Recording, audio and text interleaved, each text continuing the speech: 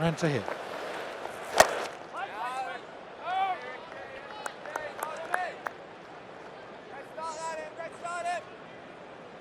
Tahir's played in 6 matches so far for Surrey. He's just picked up the 7 wickets. It's probably the one area he'd love to be able to improve on.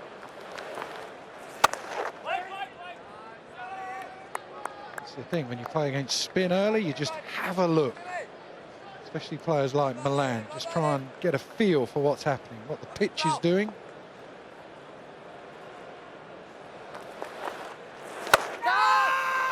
Chipped straight to extra cover.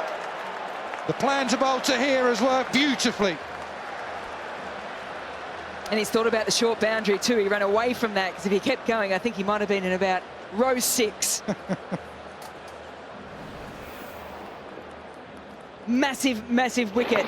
The in-form player of this Vitality T20 Blast is the Middlesex captain. They couldn't have asked for anything better. Milan goes without scoring. Middlesex, none for 1.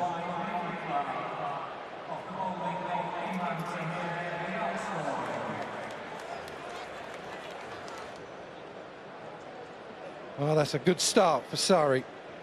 They really need to get going in this competition. They are lying 8th at the moment. Played 6 matches, so a few teams have a game in hand on them. Now is the time to start getting on a roll.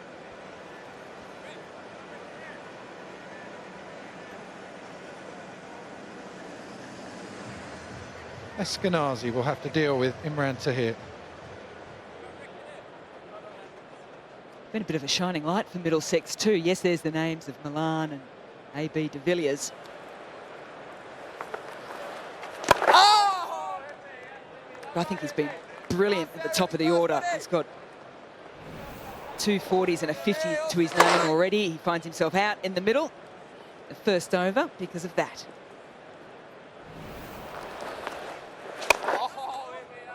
Yeah, picked the wrong one. It's a problem. You can't just think, if there's an off spinner out, you can just think, maybe I'll look to the leg side. To here, you then have to start thinking about picking it out the hand. Just adds another complication. Oh! Good start for Surrey, good start for Tahir. 1 for 1. What is it with Lords as well, where so many away teams come and do so well here as well? Do you think it's because as soon as you arrive, I did it myself walking in today, you just get a little bit of buzz about you? It's the greatest ground in the world, I think. It just, when you're an opposition player here, you love the dressing rooms. It's the one game you look for when you're playing against Middlesex. You look, please don't be at Richmond, please don't be somewhere else, not one of the out grounds. Nothing against those grounds, it is just not Lords.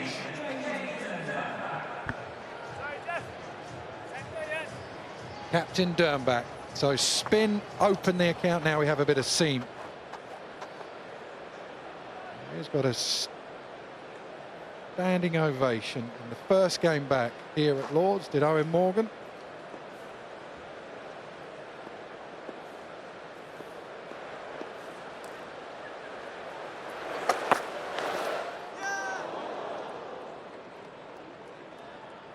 I reckon he's probably due a standing ovation every time he comes out to play here at Lords.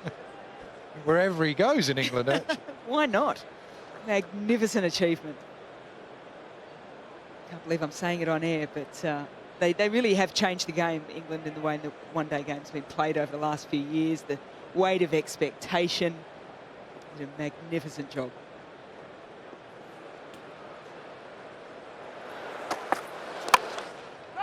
Little bit of swing, but as it so often does, that little bit of out shape just goes on and gives you a bit of width as a batsman.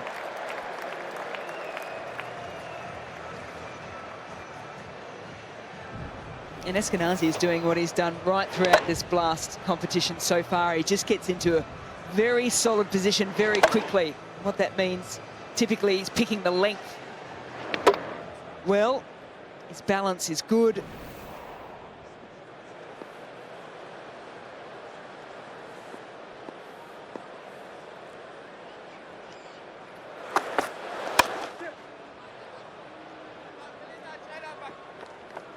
Dernbach back in the team after just a little layoff through injury with back spasms. Aaron Finch was the captain. He's an excellent captain, actually, Aaron Finch. There he is, the man on your screen. What a good whistle there. That takes some doing. Good country boy. I think he thinks he's still got the armband on.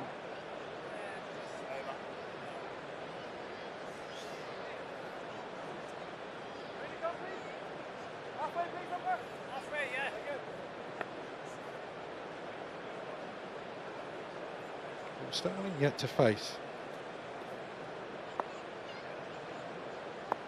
Slip, third man up, fine leg up as well.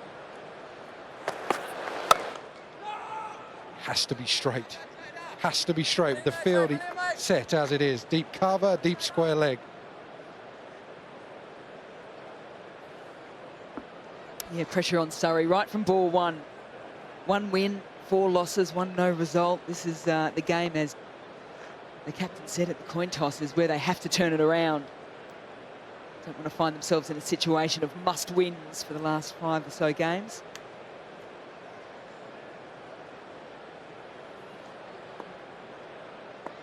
Trying to hide that ball, what he's doing with it.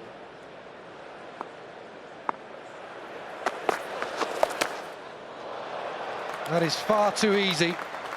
Sterling is a player who doesn't move a hell of a lot, so he picks up the slow ball and the line.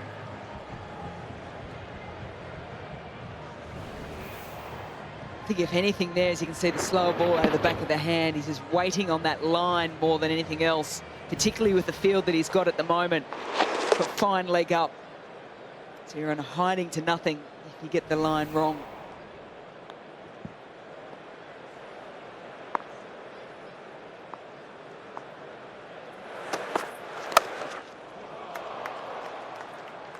Lovely shot for one. As it so often is, barely gets a cheer. 2 overs done, 11 for 1. Yeah, slip came out of play for the last delivery.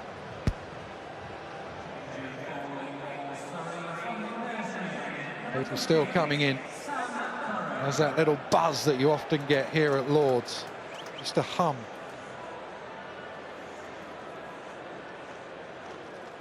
Is it going to be Tahir? Is he just giving him the 1 over in the power play? Yeah, looks like we got a bit of Sam Curran. Sam Curran released by England so he can come and play in this game. Bowling against the slope, so if you want to try and bring it back into the right-hander, you feel it's going against the slope. So he's going to go left arm round the wicket. On their homework to Sterling.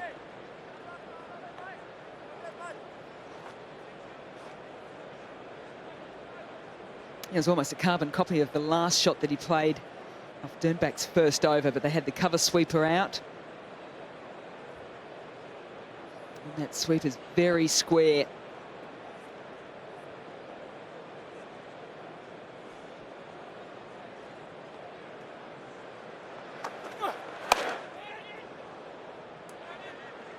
Had to be a single.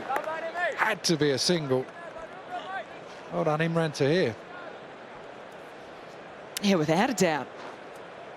Tahir, not the most agile of fielders in the side, but had to make a bit of distance to his right, knew the dive had to come out. I think Eskenazi was just waiting for Sterling to call him through. He's got to walk in, though. He's standing there like he's in the slips. He's on the ring. Nick, oh, diving forward, folks, not short. They look straight to the square leg umpire.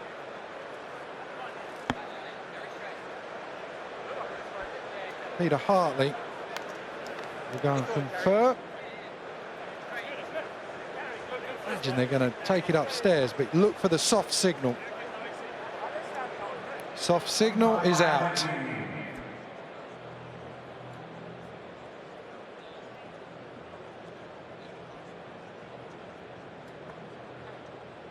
Neil Bainton, the third umpire.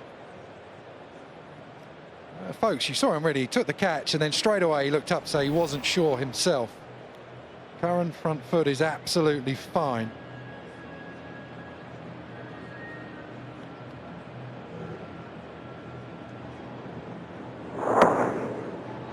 Just gave himself a little bit of room. Crowd go up for the nick. That's not what we're on about. Have a look here now. looks like it's hit the ground just before. Yeah, from our position in the pod, we're sitting right along the line of probably a fourth slip. It felt as if it carried, but then from the angle in front, looks as if that Kookaburra ball has taken a bit of turf before getting into the gloves. And that will be the result that the Middlesex crowd will be more than happy to see. Yeah, fair enough from Folkes. He didn't go over the top with the celebration at all. He just wasn't sure.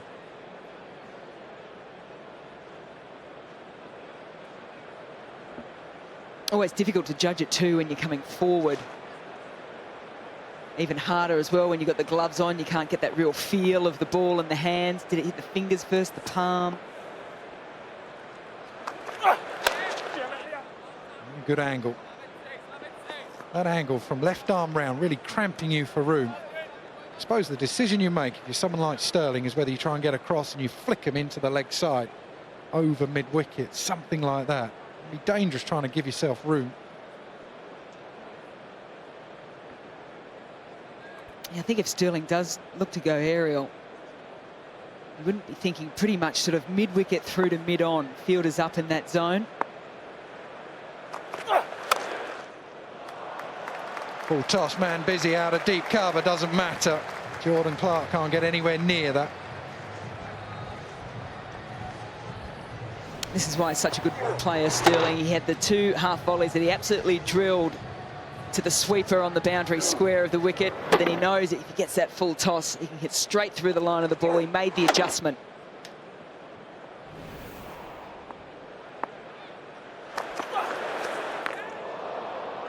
That is really short.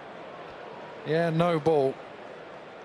Don't mind bowlers trying the no ball, and generally I think you should be pretty lenient. You can't with that though.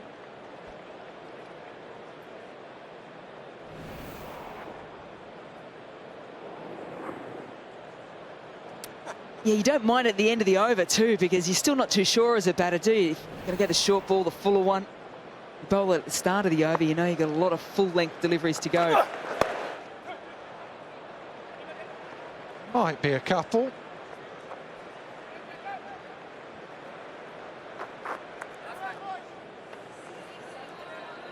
Three overs done, 21 for 1.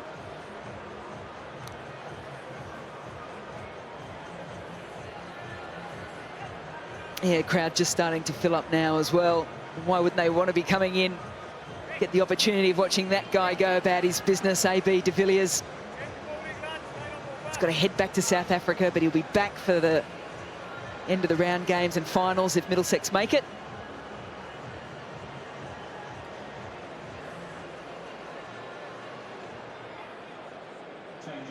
Oh, I wonder what he's thinking, AB de Villiers.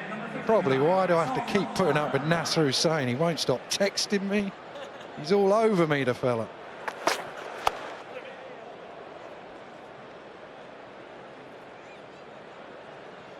Brother Tom Curran on at the other end. I think he's like all of us. We just mentioned how special it is walking in here. Every time you speak to him about joining up with Middlesex, it's almost the first thing he says. He said, you know, growing up in South Africa, and you look at the home of cricket, and if I ever got the opportunity of playing county cricket or cricket over here, it was always wanting to be with Middlesex. He's got that opportunity now. I think he's just letting it all soak in.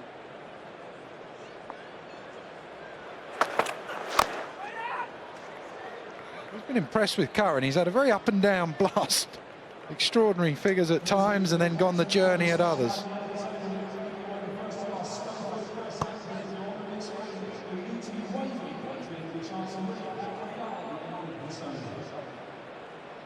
Welcome viewers on Main Event. You are joined us at the London Derby, Middlesex versus Surrey.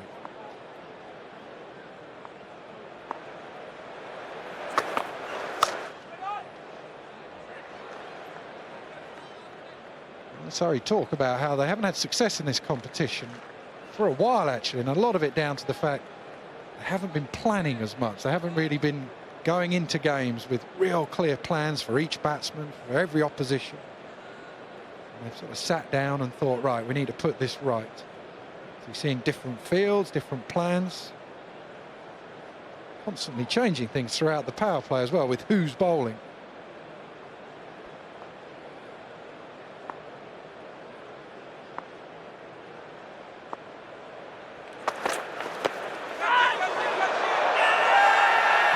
and celebrates. Folks, this time, no problems with the catch, but Jeff Evans doesn't think he's hit it.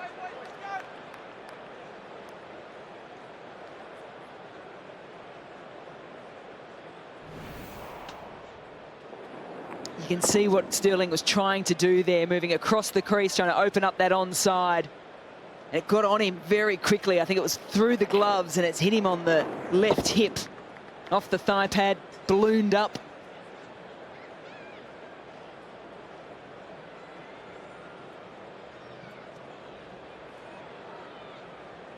It's just whether or not it maybe deflected off the glove onto the thigh pad. Got that aeroplane celebration going a long way.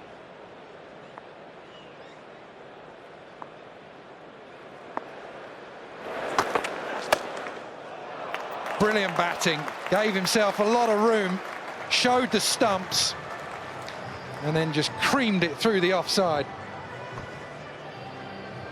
So many players favour movement at the crease to one side or the other. What we're seeing here from Paul Sterling is more than happy to go either to the offside or, on this occasion, to the onside. That causes headaches for the bowler. What's he going to do next? Where should I put this ball? Oh, could be bang in front, yes. Went right across his stumps that time, but didn't find the middle of the bat. That looked absolutely plump. There's a little bit of cat and mouse between batter and bowler on this occasion. It was nice and steady, Sterling. That's important when you do move around the crease. However, didn't get bat on it. Curran gets the wicket of Sterling after being pummeled through the offside. It's a good fight back from him. Sterling goes for 16 and Middlesex 26 for 2. I think he's got out there before the crowd have realised. A.B. de Villiers to the crease.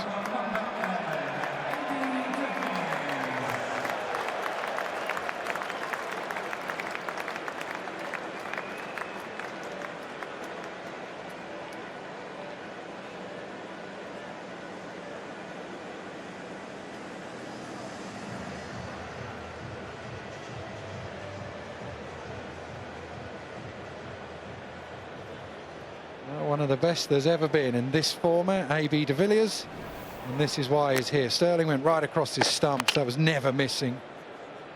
3/4 of the way up through middle. Dangerous player gone, dangerous player now at the crease. Another change of bowling, Ricky Clark.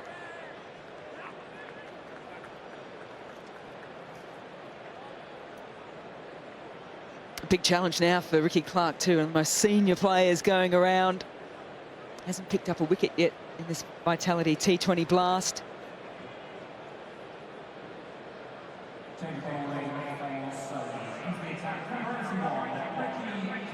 You'd probably claim it if your first wicket was A.B. de Villiers. Yeah, you could pretty much stop then.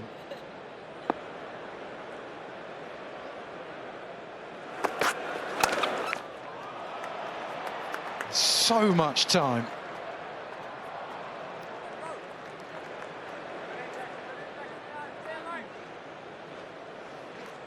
It's crazy good, isn't it? I had the pleasure of watching him go about his business for quite some time now in the IPL. Really, I'll do anything to make sure I can get to it, down to a training session and see how he goes about it. It is completely different to the way in which Virat Kohli goes about things.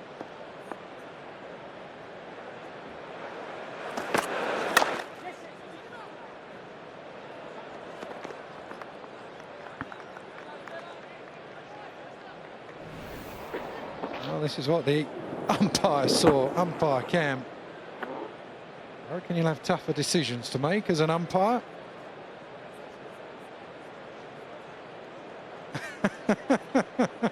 Look at Mr. Burns in the background, brilliant.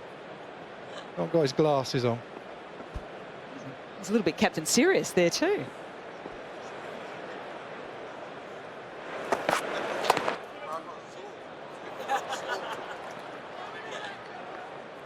Oh, Eskenazi pushing back for the second. That's very sharp running, and it's created the overthrows, and he'll get 6. Well, I tell you, I reckon that's some pretty ordinary cricket from all concerned.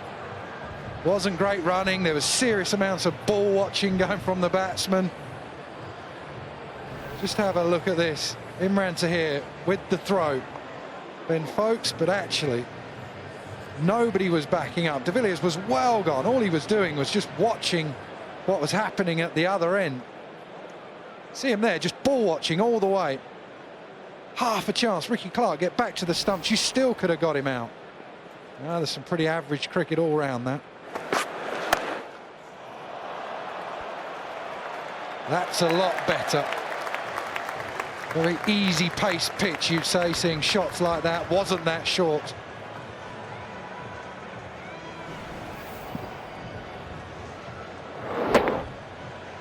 I think he's got confidence in this pitch too. You can see that ball, shortish delivery, but pulled it off the front foot. More than happy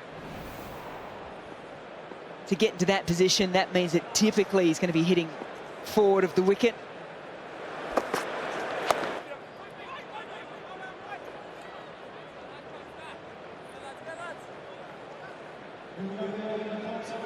Well, long and short of that is that that over has gone for 14, 40 for 2.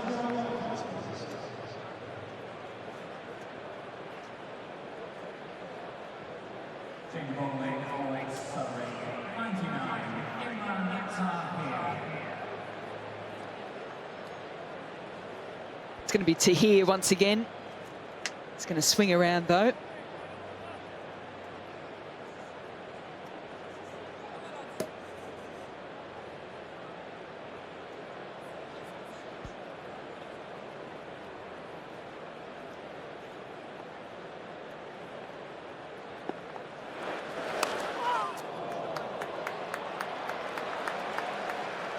Just edged away for 4, no slip in. South Africa to South Africa.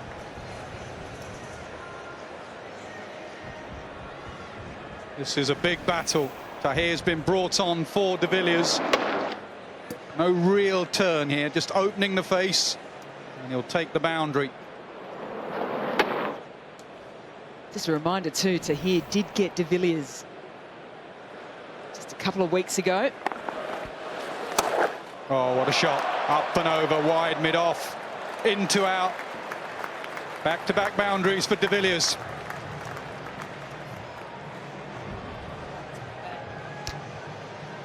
The fact that he got him out in the last game, I don't think will be entering his mind whatsoever.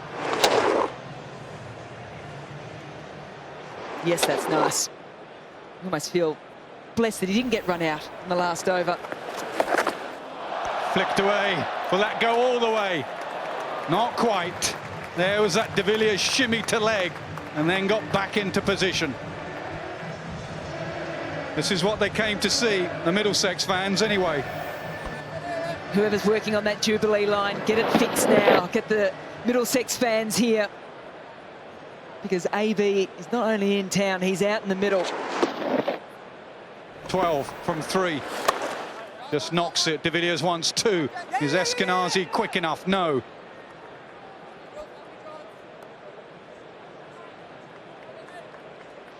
And straight away what AB de Villiers has done is said to Jane Dernbach, what are you going to do with Tahir for the next over? So Dernbach thinking about bowling rotations as well as field placements. Picked the wrong one. Just knocked it for 1. That's when you get boundaries early on in the over, you don't really need to panic. When you're batting with De Villiers, you don't need to panic.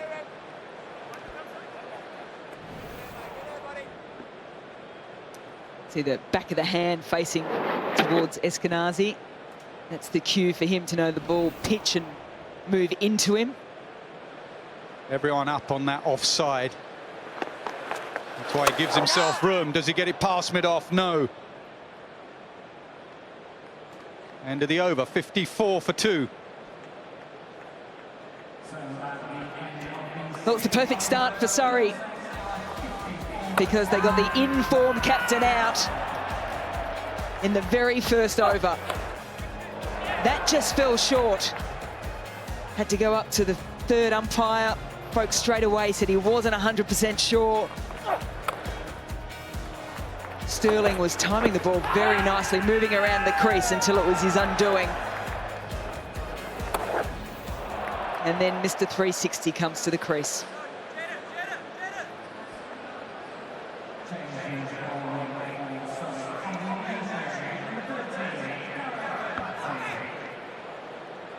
End of the power play. Introduction of 41-year-old Gareth Batty.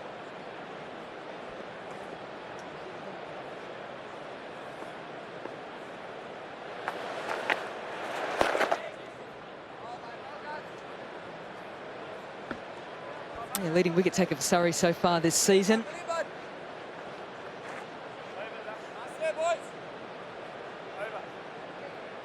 Rob Key was right. There's just this real buzz around Lords at the moment.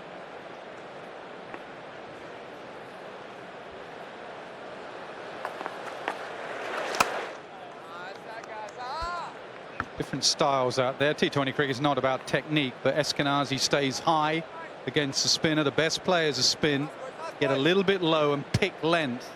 So just when you're watching Eskinazi, watch how high he is in his stance. He's quite a tall man anyway. Stays upright, comes down.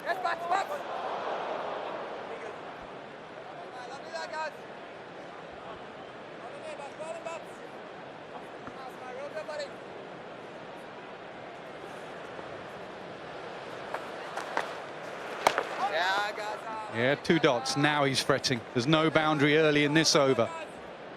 One of the great players at the other end that he doesn't want to keep away from the strike. Pressure builds.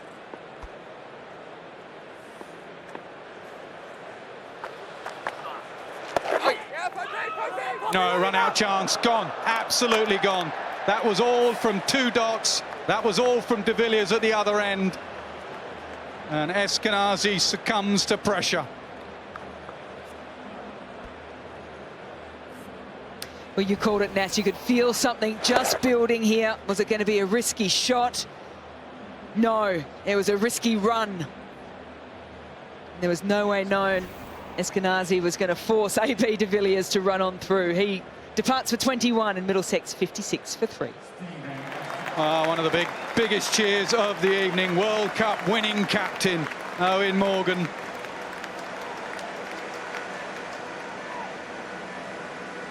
What a great moment for him. Goes down to De Villiers. And all of Lords there applauded Morgan to the crease. 3.5 weeks ago, he was lifting the World Cup. Now his job is to get a score for Middlesex. I thought it was compulsory stand and applause at Lords. Every time he goes out to bat. Every time, exactly. Anywhere in England. All stand to the great man.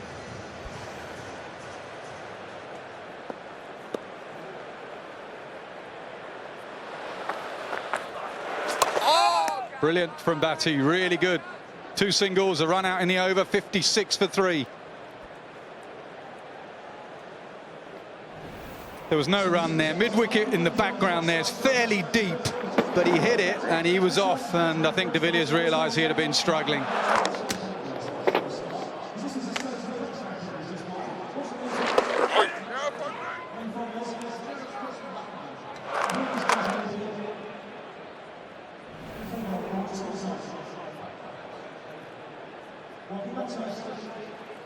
So Middlesex probably have lost 1 wicket too many in these first 7 overs.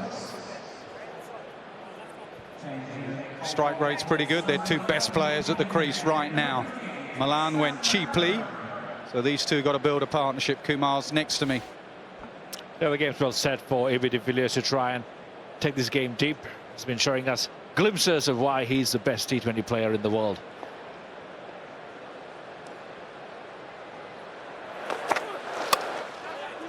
Just dipped on him a fraction. Long on will come round. Maybe hunting a pair. He'll flick it to Dernbach. No, he does it himself. Tom Curran. Yeah, full toss. Not very challenging for AB de Villiers, but left-hand, right-hand combination as well. Imran Tahir is such an important player. You know, Surrey bowling to a right-hander will always fancy their chances, but with Morgan in and in good form, they'll be thinking twice.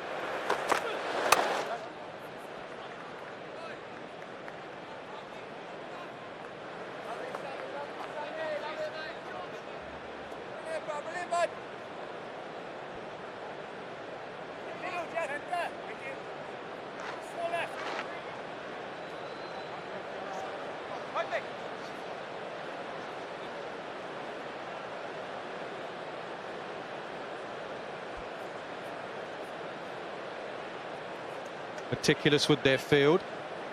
Left-hander on strike now, trying to protect the shorter boundary to your right there, towards the tavern. So he's probably going to bowl pretty straight, slightly longer hit leg side. No width, good shot though, strokes it through the offside. Be a couple. Just by looking at that shot, looks a good pitch. Not much moisture. Down back at the toss, so there could be a little bit of moisture there, but it's looked pretty good. Not as quick as probably the fast bowlers would like it, but definitely the batsmen have made it seem to be very, very easy paced.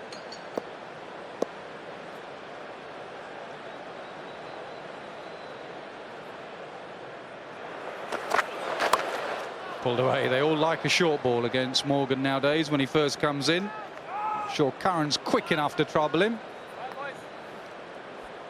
The big boundary on that side as well, really long, big gaps to try and not just get your boundaries but also get twos. And the more you get your singles and twos in the strike rotation, the boundaries come. It's been brilliant watching AB de Villiers ever since he came, how he just played around with the field and the bowlers, especially in that power play.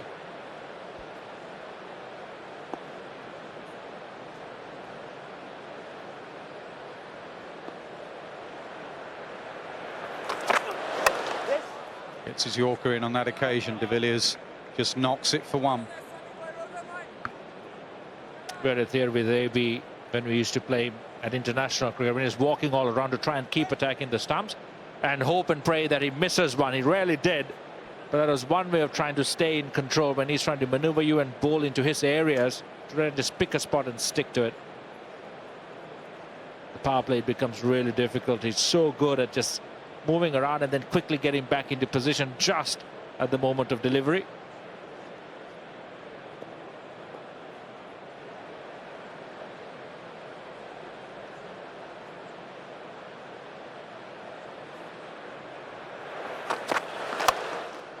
Yeah, that's a good shot. Gets it past mid-off. He looks in good touch, does Eoin Morgan. 11 from the over, 67 for 3.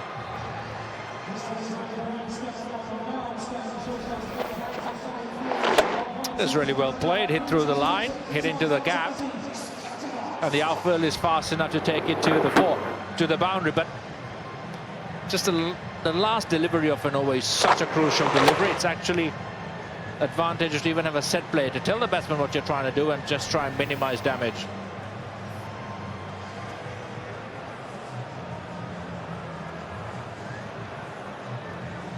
Pretty even game here at Lord's. Two big rivals. Middlesex, Surrey, 67 for 3 after 8. Stuart Law, Middlesex coach, on the back right of the dugout. He'll want these two to go long and build a partnership. They will not score slowly, these two.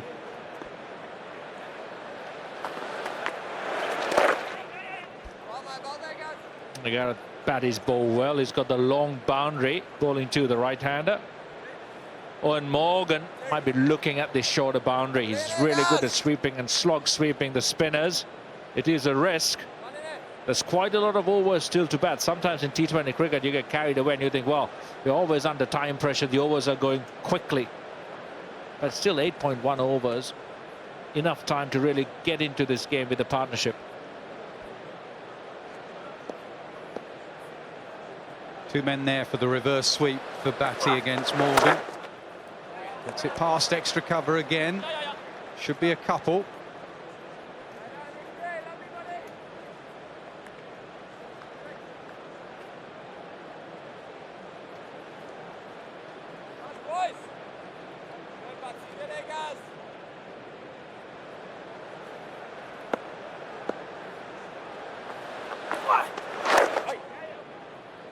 Just tucked him up. Batty will be watching de Villiers' feet very carefully, very quick on his feet. He has that little shimmy occasionally to seamers and spinners, and sometimes he brings itself back in.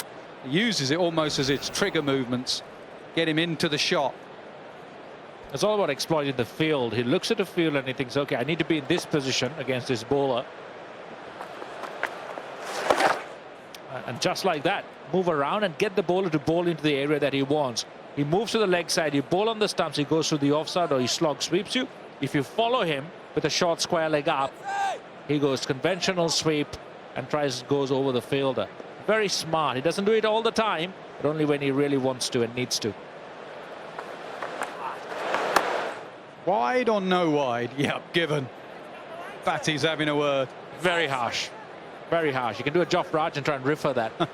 Yorkie to Yorkie there. Peter Hartley's been round forever, so has Gareth Batty.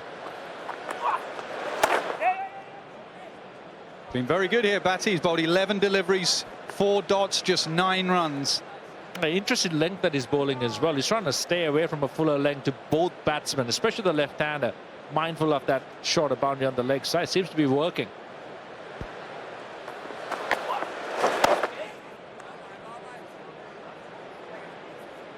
And 51.2 miles per hour. Quite slow through the air. The ball seems to be just sticking in. 75 for 3 up to 9. What a great shot that is. One of the greatest cricket grounds in the world, probably the greatest. Resplendent in the sunshine. Storms are brewing, but at the moment, absolutely perfect conditions. 170 the par in the last couple of years here at Lord's. They're on track for something around about that.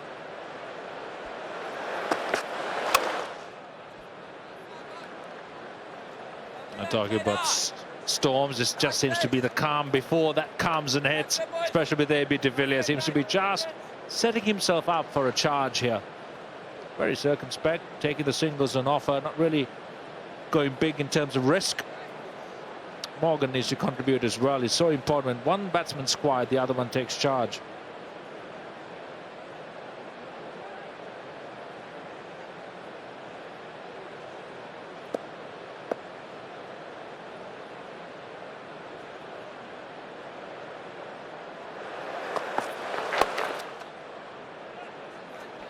Real buzz, isn't there, around Lord's? Different atmosphere you get here. You can hear it from the pod. Bit of chat going on. It's a bit of a social gathering. People who come from work love their cricket. It's a sellout. Usually is this game at the Oval and at Lord's. Real feel about it. Good cricketers on show. Great cricketers on show. And such a varied crowd as well. Different ages, young kids, boys and girls in to watch the cricket. It's brilliant. Slower ball. He's always had a good slower ball. Sometimes he's overused it, Jade Dernbach. Gets a dip on it. That's happened to many a bowler around the world, Nas. Once you settle into a variation, sometimes you just replace your stock delivery with it. It becomes a problem for you. I've seen it with Muralidharan with his Dusra. He overbowled it at times. The googly with some bowlers, they lose the turn off their leg spinner when you settle into the googly too much. Jade Dernbach needs to balance it out. Bowl it at the right time.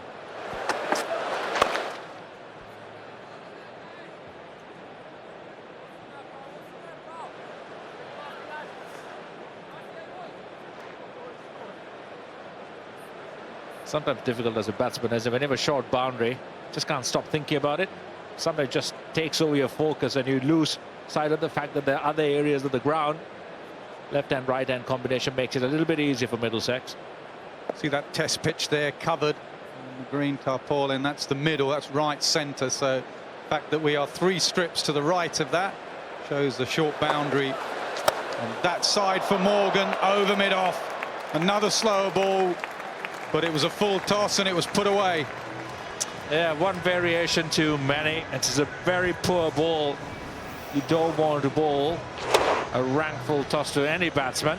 Easy pickings for Morgan. He chose the harder option, actually, to wait for it and go mid-off. It could have been very easy to try and drag it leg side towards a longer boundary. Very smart batting. You reckon the colour's the same under the tarpaulin? Dark green.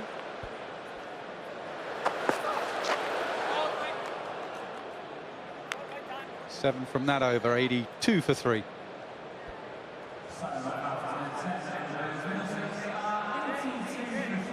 Halfway through, we said par score around about 170. Really depends how long these two occupy the crease. From here onwards, 170 is a tough ask, isn't it? That par score, especially with the dimensions of the ground. Yes, you have a shorter side, but if the bowlers are smart, they can take you the longer way.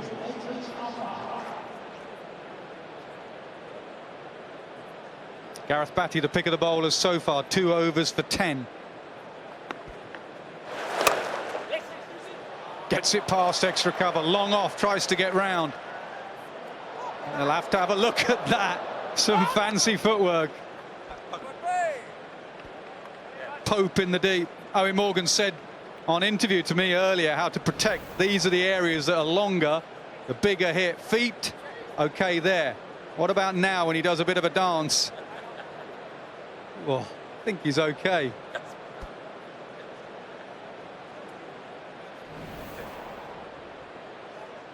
Third umpire says fine, 2 runs saved.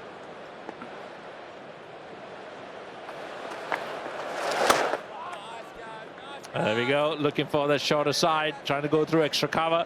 There's actually quite a big gap between long on and deep mid-wicket. A nice little angle to try and chip over short mid-wicket. Boundary 2 or 3. It's a great option. But AB de Villiers, he likes to do the tough things. Oh, now feet stayed in. Morgan definitely thinking slog sweep. Just brilliant from Gareth Batty again. Just the length that he bowls. He's changed his pace up really well. The ball's just been sticking in the pitch a little bit. That one kept a bit low, but that length again, it's not right up to that foot or the bat. It's doubly difficult to slog sweep. Reverse comes, brilliant shot, brilliant hands. Brilliant by Eoin Morgan, especially with that length that was being bowled. He's put away the slog sweep and he's taken over the option of the reverse sweep, and he set up really nicely for him. Didn't really go too far down in terms of the trajectory of the ball and the bounce to meet it. That's beautiful execution. That will be a wide.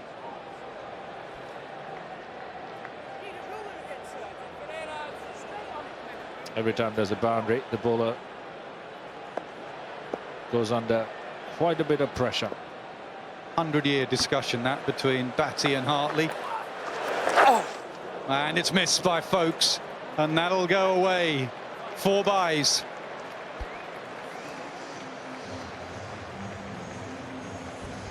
Yeah, it's a very, very rare miss by Ben Folkes.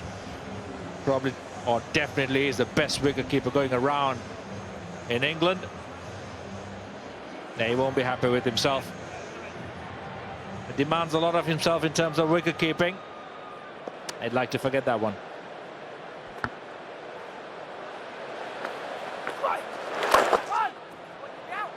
Clip leg side, very good over for Middlesex. 13 from it, 95 for 3. 2 big guns at the crease, 39 from 27, the partnership between these two. 8 and over will take them up to 167. A pass score here of about 172 since 2017. It's been the rough score here between these two teams over the last couple of years. It's been around that 160 to 170 mark. Just looking at these two batsmen, they haven't looked frenetic at the crease, but they're both striking at 150 plus. And it's just been through really good batting. Making sure they get runs off the good balls. They run their 1s and 2s. They hit the occasional boundary. And the runs keep coming. These look very dangerous at the moment. If this partnership continues up to about the 17th, 18th overs, they're looking probably at that 184 to 190 mark. AB de Villiers has played some glorious shots already, just manipulating the field, working it to the offside, to the leg side, just having a quick look at that shorter boundary over to the leg. Well bowled. Great running by Eoin Morgan as well. Was quick off the mark, called AB de Villiers through as well. That's his stock slower delivery, back of the hand, C mark, sticking in the wicket. The Middlesex bowlers will be watching this display. The spinners, Souter, Sterling, of course, Helm, Toby Rowland-Jones. They'll be trying to understand what are the best deliveries to bowl on this particular pitch. Good connection. action, and 4. Yeah, well executed, hit it well in front of square. 2 set for the short ball, a deep fine leg and deep square leg, but it's an easy pace pitch. Bowling round the wicket, even though the angles dictate that it'll go more towards the finer side. Opening up that front foot and hitting it well square. Almost expected it, didn't he?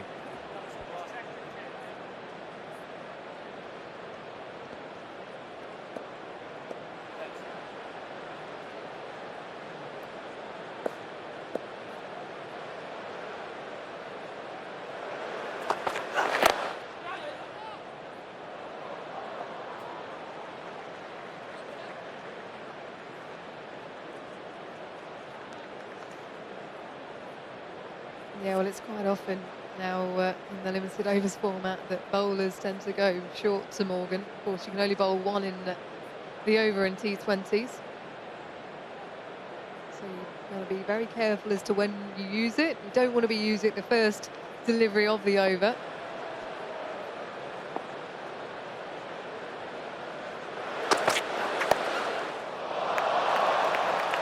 Classy shot from one of the greats, and a 50 partnership up between these two. Yeah, Mr. 360, and this is why we call him that. Just watching that ball swaying out of the way and just making sure he has enough room to get bat on ball and flicks it over short third man. Just beautiful batting. Look at those hands, those wrists, everything. Just brilliant batting, brilliant partnership. Middlesex well set. Playing with the field, that man goes out. Long off comes up inside the ring. Sees him coming, decides to go a bit shorter.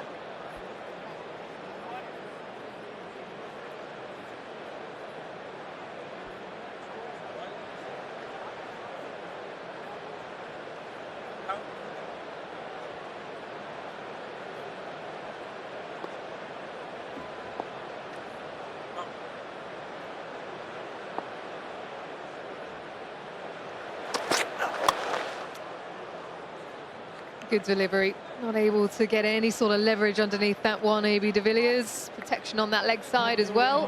109 for 3.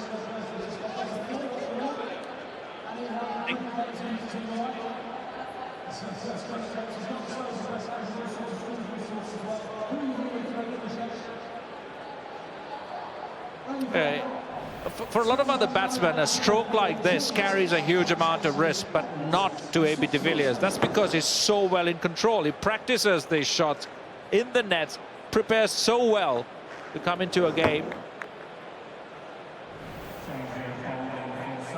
All the shots that we see him play, that for a mere mortal batsman will say is extremely risky, for AB de Villiers, that's just the way he plays. He's well in control, seeing the ball really well, and is really pushing hard to build a great partnership and a great platform here.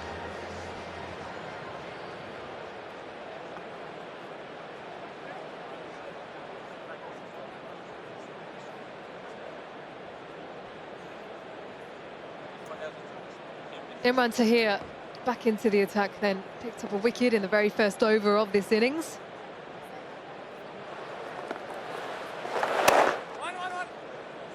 Really well bowled. And the power play, it was really hard. No, coming back for the second. Well run. It's very difficult for Imran Tahir to keep the boundaries down to AB de Villiers in the power play, with just the 2 fielders allowed outside the circle. The particular length he bowled this ball when AB de Villiers moved leg side, AB would have probably put it over short square leg for a boundary here. The result is just 2 runs less.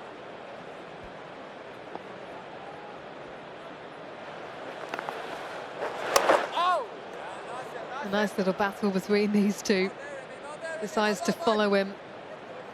Imran Tahir went so early, AB de Villiers, setting up outside that leg stump. Wants to give himself a bit of room to clear over extra cover. This is the hallmark of great batting. You move to try and score a boundary, it's not there, they get off strike. The less dot balls you have in a batting innings. And there we go, the short boundary. That is Eoin Morgan's area. He's been looking for that slog sweep against Gareth Batty. They brought in the leg spin out, And off he goes. Hit well into the crowd. 6 runs. First 6 of the innings as well. Slightly wider. He's able to get his range through the arc.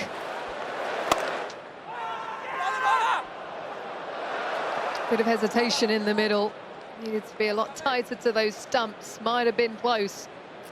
It's a strange choice of ends for Imran Tahir. The left-hander would be the bigger risk, but I think everyone's worried about AB de Villiers. Well, where was the impact? That was the question.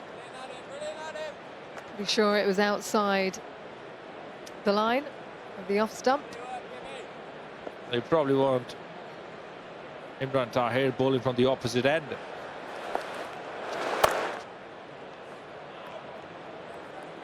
With the right-hander, they want to try and have him take on the shorter boundary across the turn, but end of the over, 13 overs gone, 118 for 3.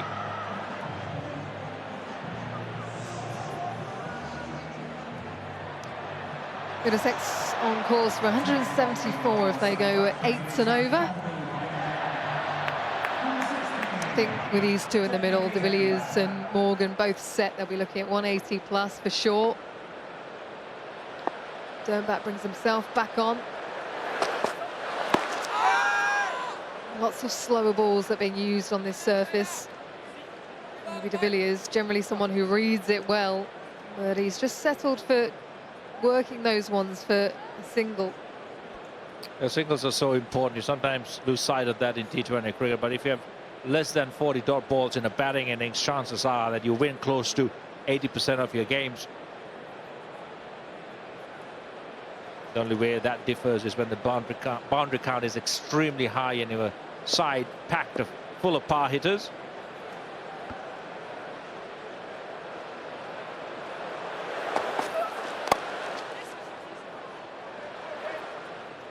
Again, just taking that pace right down for Dernbach. He's got his fielder up inside the circle at third man and fine leg. Pietersen now goes back out to third man because of a previous shot that AB de Villiers played, but he's just bringing himself back in again.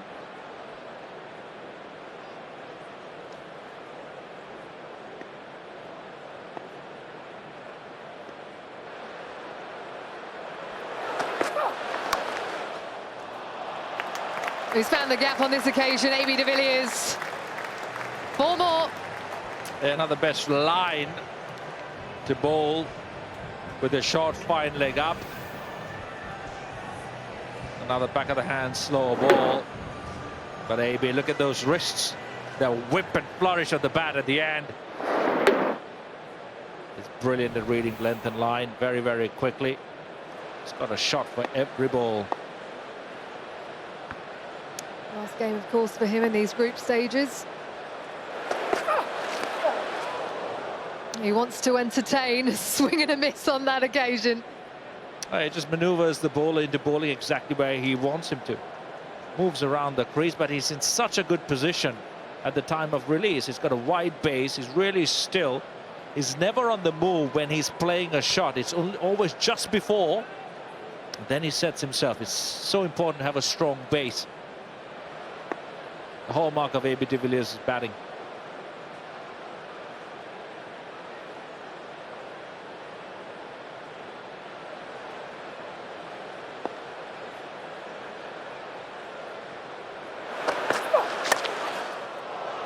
Carved away. And a good bit of fielding, is it? It's got caught up in his legs. I thought at one stage it might have rolled back onto the boundary, but it doesn't. Will Jacks patrolling.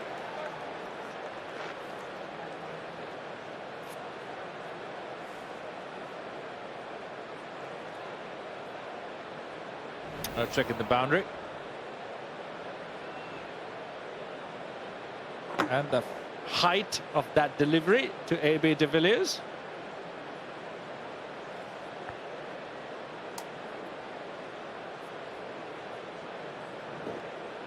Well, is it above waist high? No. Easy decision.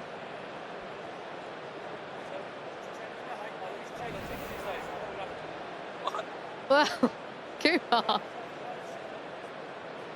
It has been given a no ball.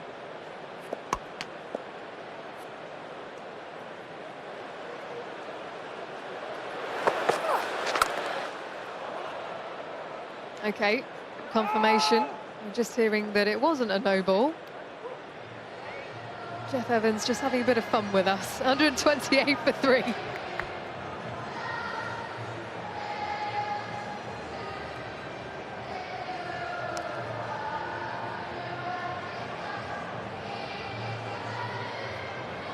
It was good to hear from AB de Villiers before this game, talking about his honorary membership, Kumar.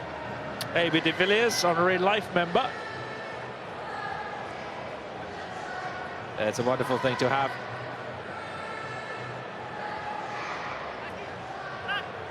Your little red book and your tie.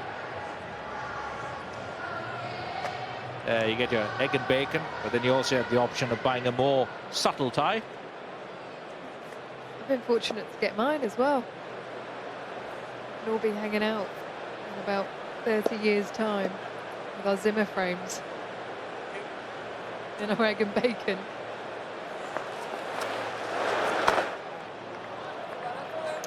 Continuing from the nursery end, the shorter side on the leg side, he's looking to bowl wide of that off stump. Lots of googlies as well to Eoin Morgan. Able to fetch that one, and it's gone for 6.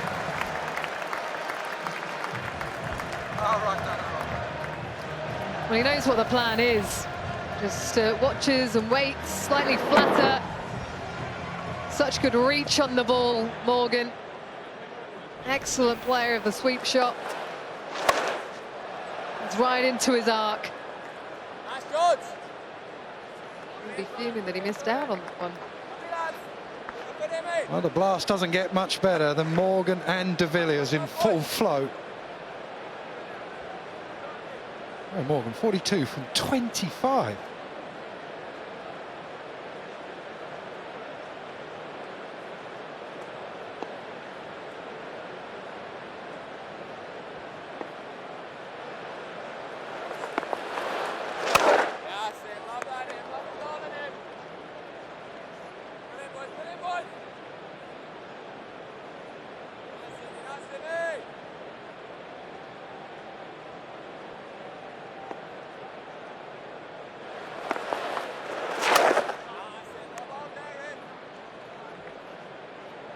He hasn't got the reverse out to Tahir in this game. Yeah, that was, of course, how he was dismissed to Tahir in the return fixture at the Oval.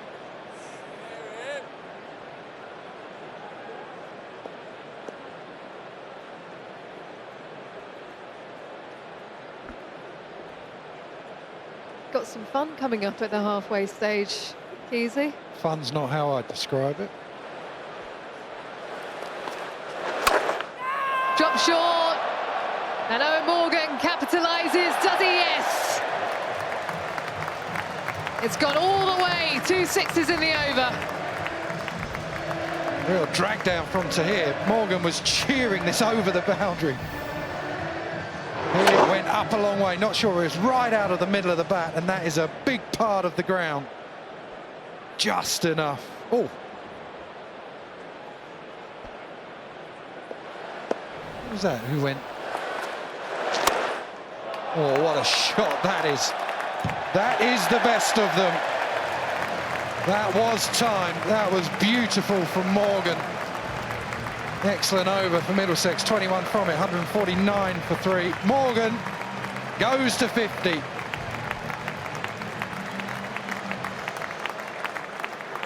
Lots of good memories of this ground for the England captain.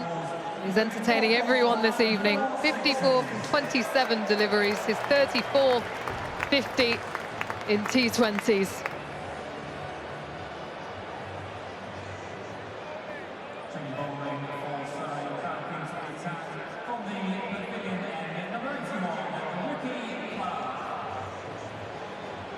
Well, Morgan beats AB de Villiers to it.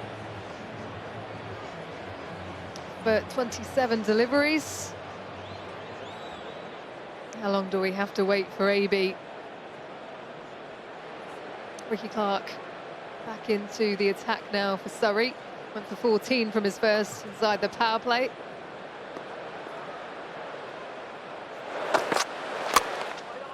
It's good bowling right at the base of the stumps.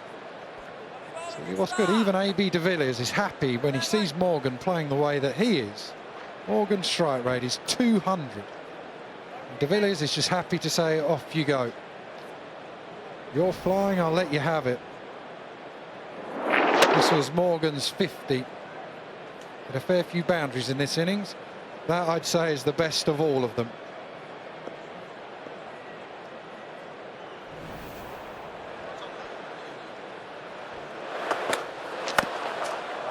Pulled away.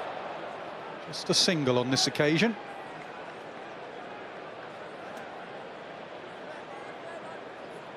Wonder what they'll do in the interval between innings.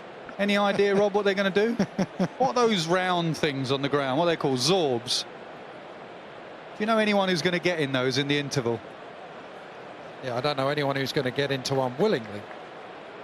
Are you going in one of those round Apparently, things? yeah, I've been told I've got to get in. Me and Mel, actually. Or Mel and I. Mel and I. It's away. Doesn't quite carry. Good stop. Excellent stop. Save the boundary.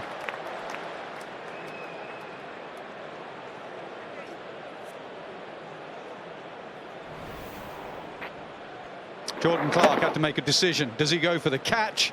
Does he stop the boundary? In the end, he had to stop the boundary.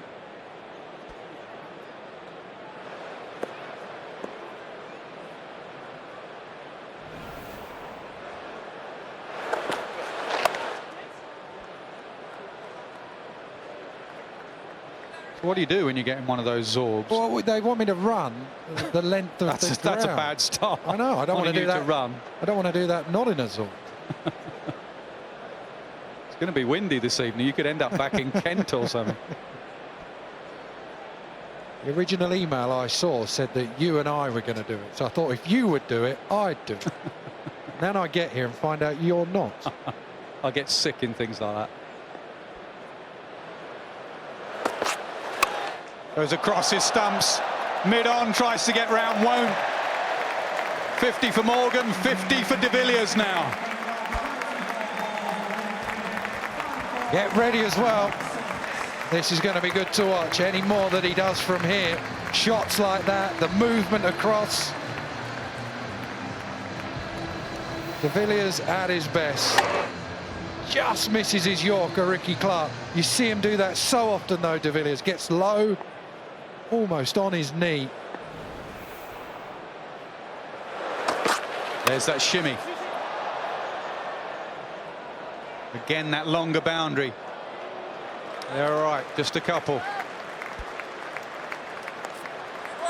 Just maybe feeling his finger there for the first time. 161 for 3.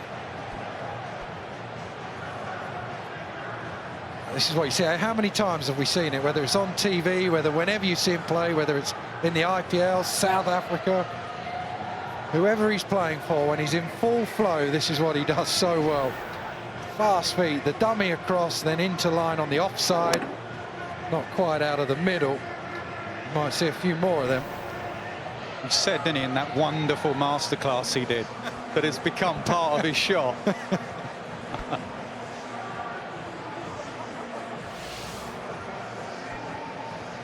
The effect of two world-class players, and they really are world-class players, de Villiers and Morgan. Middlesex were struggling when they came together, not anymore.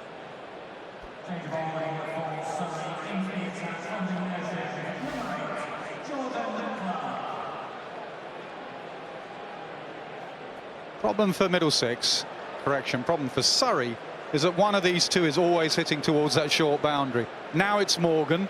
The other end, it's de Villiers. Left-hand, right-hand combination. It's exactly why, as well, he wanted Ben Stokes in the super over to go out and bat. One, because he was fresh, well, not fresh because he'd been out there, but also because that left and right hand with Buttler and Stokes. Same with Neesham and Guptill. Get Neesham out there hitting towards the boundary, leg side. Just different lines that you have to bowl.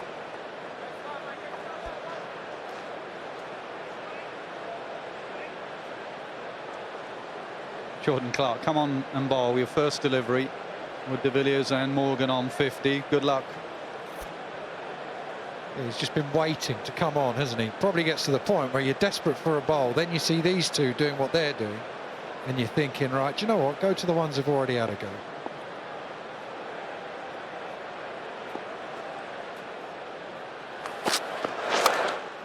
Down the ground, mid-on will try and cut it off, does. You've stuffed me on Twitter, haven't you? You took a picture of me longingly looking into AB's eyes and said, caption this. I've had everything. I've had Putin, Mr. Burns, Advanced Hair Studios, Brisbane, nose jokes. I've had everything thrown at me. Thanks for that, Rob. Yeah, keep them coming. I like the gifs of Mr. Burns and Smithers. Someone said, Smithers, release the hounds.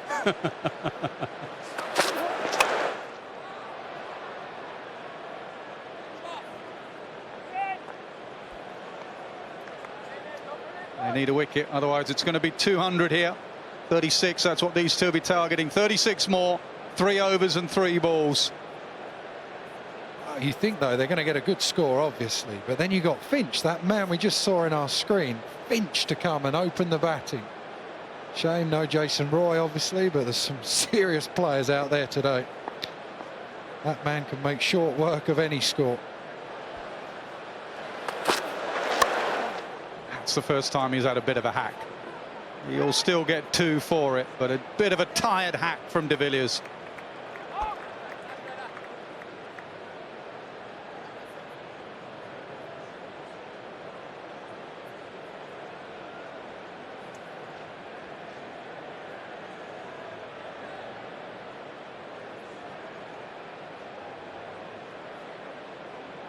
An eventful week for South African cricket. Their coach has gone, their fast bowler, premier fast bowler Dale Stein's gone, Hashim Amla's gone today, retired. Maybe de Villiers went a while ago. Over Tahir. It was a real handout wave in the air to let it by. Yeah, he did. I mean, how many times you see that? Club cricket, whatever it is. Just stick a hand out, but you're not really going for it.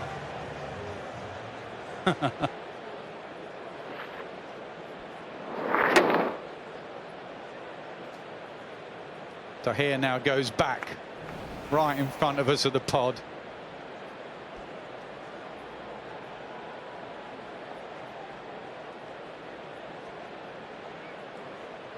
Can you imagine in a group stage game in domestic cricket you'd play at Lord's in front of a crowd like this when you were starting out? No, he hasn't got that. Doesn't sound good at all off the bat. Luckily, it didn't even get to cow corner. 3 overs to go, 171 for 3. No, there used to be big semi-finals. Once you got to semi-finals, I remember playing semi-finals.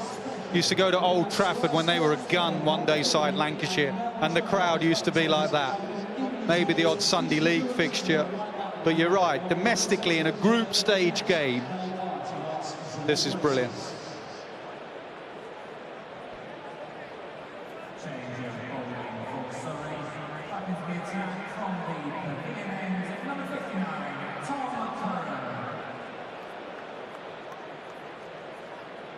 Three overs to go. 200 plus is on the minds of de Villiers and Morgan. De Villiers looks like he's just tired in the last 3 or 4 overs. Oh, that's what he wanted. Full toss, but he's clothed it. He's clothed it. Straight up in the air. He was blowing by the end, AB de Villiers. And even the low full toss couldn't be put away. Well, when you're playing this shot, where do you want the ball? Pretty much here. Low full toss, he hits right in the toe of the bat. Just want to check the front foot from what we're hearing. More bad news for Surrey.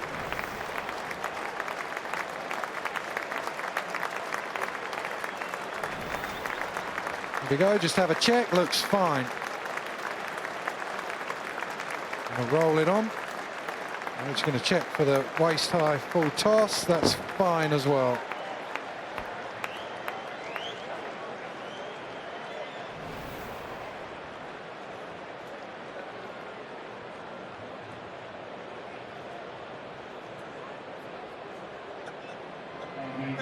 He was 9/10 of the way off. 64 he made, 171 for 4.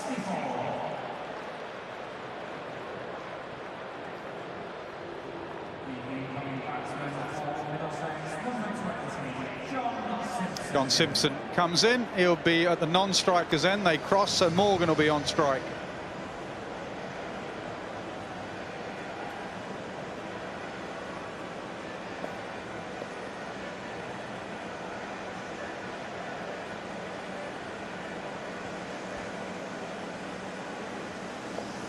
Curran setting his own field. He wants mid-off up now and third man back. Jesse was going to bowl wide. He does. Good stop, backward point. Ricky Clark can't see it. Into the setting sun. He's looking. He did pretty well. That's why it was quite a decent catch in the deep. He's just calling for his shades. Who's going to give him some shades there?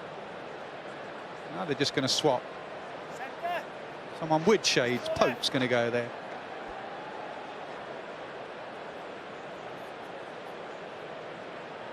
Always used to find it even harder with shades looking into the setting sun, to be honest. What? Well, even harder. It made it worse. What?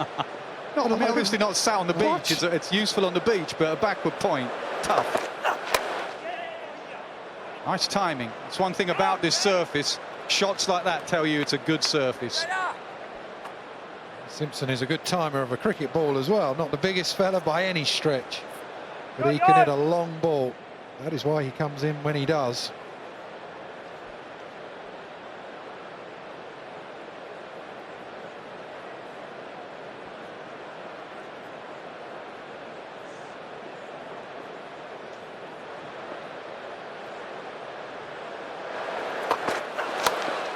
Leading edge and had the shades on, couldn't get to it. Tell you what you needed at backward point, someone just a little bit taller. With no shades on.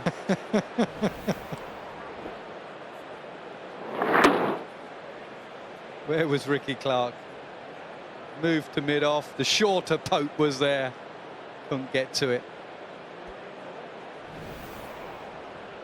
They're doing well, Surrey now, because it's not been easy at all.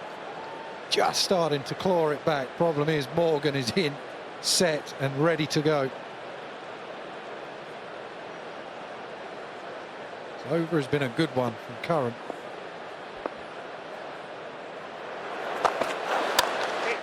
Problem is scoreboard pressure, isn't it? Chasing. There was a game yesterday at Chelmsford.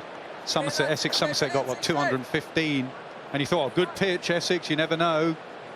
Delport gets going, etc. Essex 100 all out. You know, once you get behind the rate in a big run chase, the wheels come off. So scoreboard pressure, then get up to 200, finish the innings well, Middlesex. And also Middlesex going well. And Surrey are fighting for their life down the bottom. They need to win.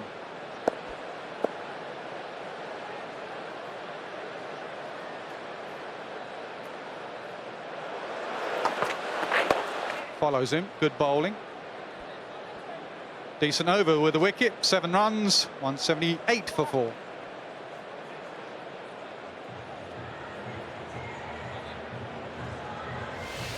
Jay Dernbach, the Surrey captain, won the toss and invited Middlesex to have a bat. It was all going well when Tahir bowled the first over and got rid of the very dangerous Milan. Sterling then went to Curran, but it has been De Villiers and Morgan who have put on a bit of a show here tonight so far. De Villiers departed that last over, but Eoin Morgan, with 2 overs to go, what can he do? Do you like that, Rob? I know Roland Jones can bat and helm a bit, but they've gone with all their bowlers. I think there was a stat last year that your number 7 in T20 cricket only faces like 7 deliveries. So you might as well play all your best bowlers and not worry about getting runs down there. I think that's generally been Middlesex's problem over the years. It's been their bowling attack. And I always believe T20 teams, the successful ones, are the best bowling team. There's a classic release shot from Morgan. Hoping we get a replay of that. It's something that Jason Roy didn't do in the Test match. Morgan is thinking of going across to the off, and I'm going to hit it towards the tavern for 6.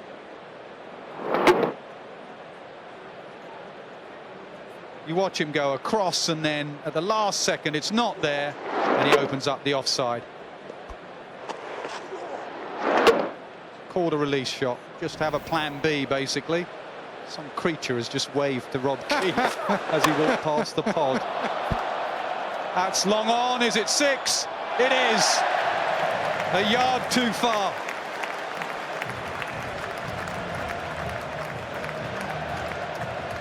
Yeah, you set your base, and then if you get it in the slot, you can play accordingly.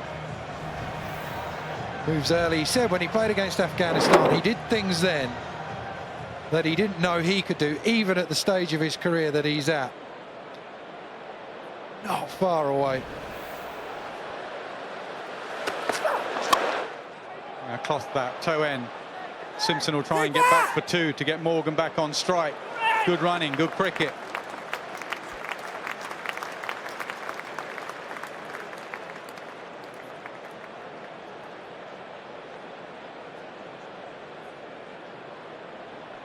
To the successful sides as well. You look at this year, probably one of the best teams we've seen has been Sussex, and they have an unbelievable bowling attack. They don't actually have a lot of batting. There's some very good batsmen up the top, but their bowling is the best bar none.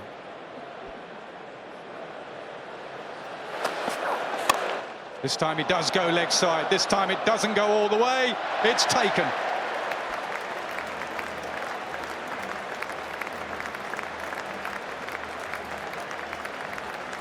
Well, arguably that one sounded better than the one he hit for 6 not long ago, but he just dragged it a little bit more into the leg side, so he had a bit further to go. Just gave him just a bit more room. It's a short boundary on one side, but to where he hit that was one of the longer ones. Well, the World Cup winning captain departs for a well-made 70 off 37 balls. 188 for 5. So much more in this applause, so much more than just the 70 runs for everything that's happened in the last few weeks.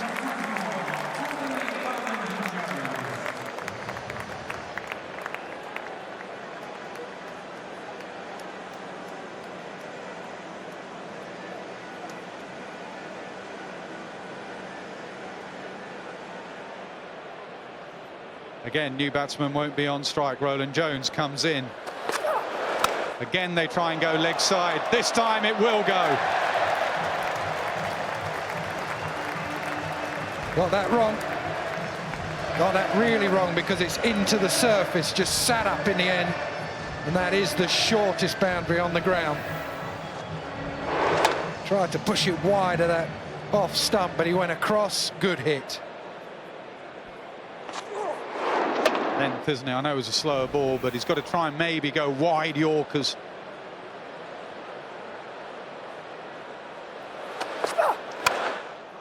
That's in the slot. That sounded great off the bat. Yep, it was great. 200 up, 1 over to go.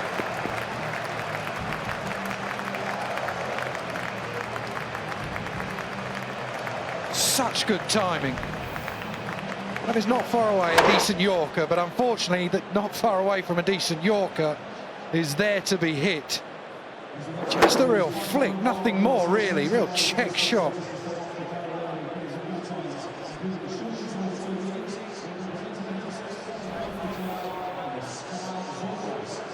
I hear you got to go, Rob. Don't even start. Good luck on that round thing that goes round. Good work, enjoy.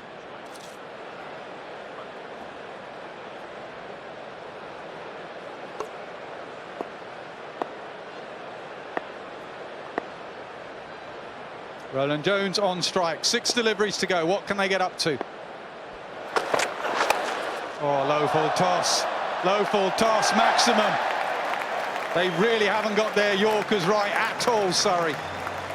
Yeah, they're missing them back quite a bit, actually. No wide Yorkers, even the slow balls have kind of sat up. They're trying their best, but been a few good shots as well. That wasn't the best ball. Easy pickings for Roland Jones. Yeah, they just look like a side short of confidence at the moment. Not really nailing their skills at all. And they are very skillful. That's better. Long off, could well be in play if he can get there. No. Good throw. He might have a look upstairs.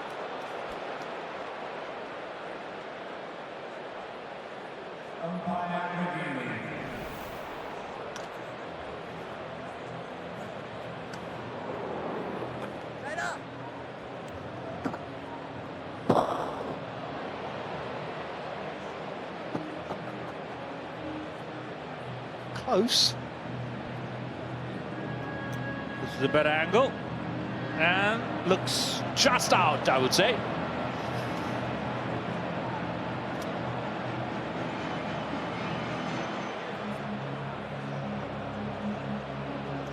Third umpire's had a good look. On the line is out. And OUT spells out 206 for 6. A good bit of fielding. Couldn't make it for the catch, but executed a good run off flat throw. Toby Rowland-Jones goes for 6. Middlesex, very well set, batting first. Sometimes it's very difficult to understand what a good score is. 206 for 6. They're very much in the driving seat.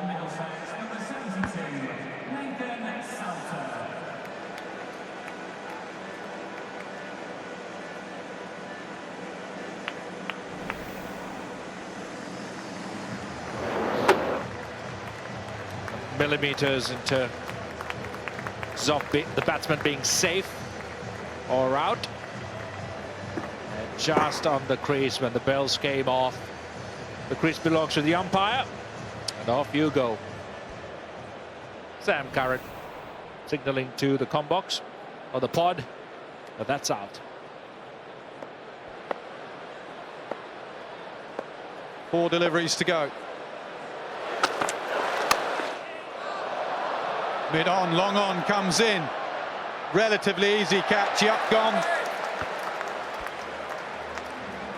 Another slow ball of a better length. Sauter getting under it, but getting no distance. As a stock ball he goes to when he's under pressure. Tom Curran.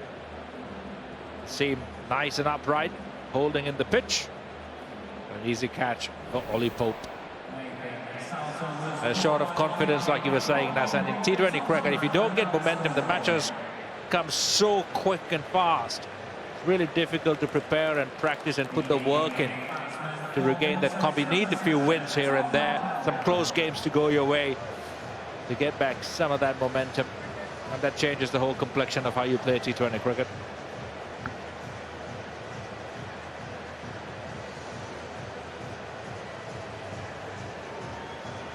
3 balls to go. Simpson on strike, which was important. He has 17 off just 5.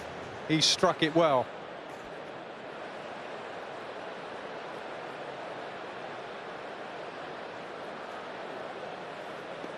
Everyone out leg side, mid off, and third man are up, so he can knock it leg side if he wants. He's looking something a bit more aggressive. Does knock it. Wants to come back for 2. Can't. 208 enough, do you think, Nasser? This pitch, this ground? I was saying earlier to Rob Keir, you can chase it. If Surrey batted first, could they get 208? Yes. It's just that pressure at the rate you play an over that goes for 6, the rate jumps up to 11s, 12s, 13s. Saw a game at Chelmsford last night, exactly happens. A couple of wickets go and then you fall in a heat. Aaron Finch has to do what he said in interview to Rob Key this morning, not panic and realise the likes of him can go big. He'll need to go big.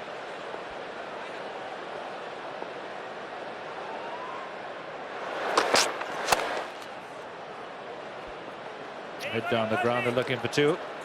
They'll come back easy. So much depends on that Surrey top order. Aaron Finch to go big, Will Jacks to try and get a big score. So different batting first. You seem to have periods where the batsmen just rotate, strike and knock it about and suddenly set themselves up for a big charge at the end. When you're chasing, you always try and stay ahead of the rate, but when you're chasing 200 and 200 plus, that's a really tough ask. So last ball of the innings, it's going to be Curran to helm. Good slower ball, and they're going to run, and they don't get home. Good work from Folkes. So after the first 6 from the first ball of the over, it was a good end to the over from Curran. 10 from it, and it looks like they're going to end on 210 as well. Another slower ball, back of the hand. Helm deceived, Folkes not.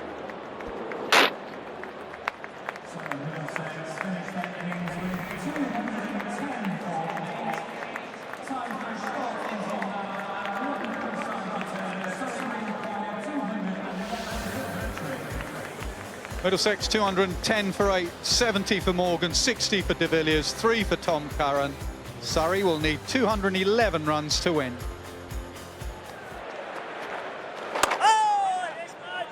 Bowls it into the surface, starts with a dot. He's got a few deliveries. The one that he swings in with the seam into the right-hander. His normal Curran ball that goes away. Googly. And a quicker one. Yeah, so wide. Runs on the board for Surrey. Good take from Simpson down the leg side. Get on!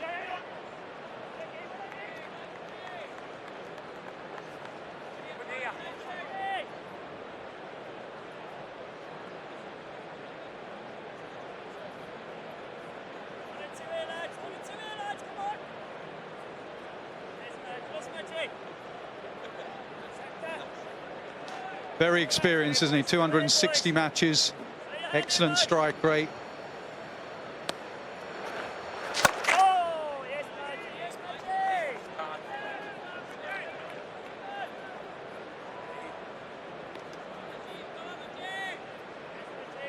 Nice set 8 start.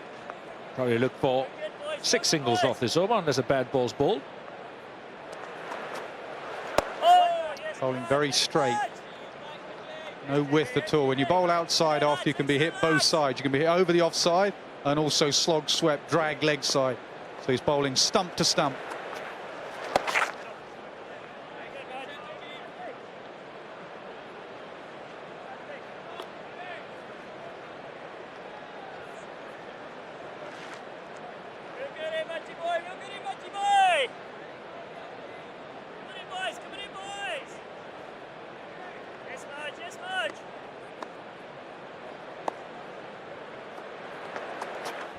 That shimmy.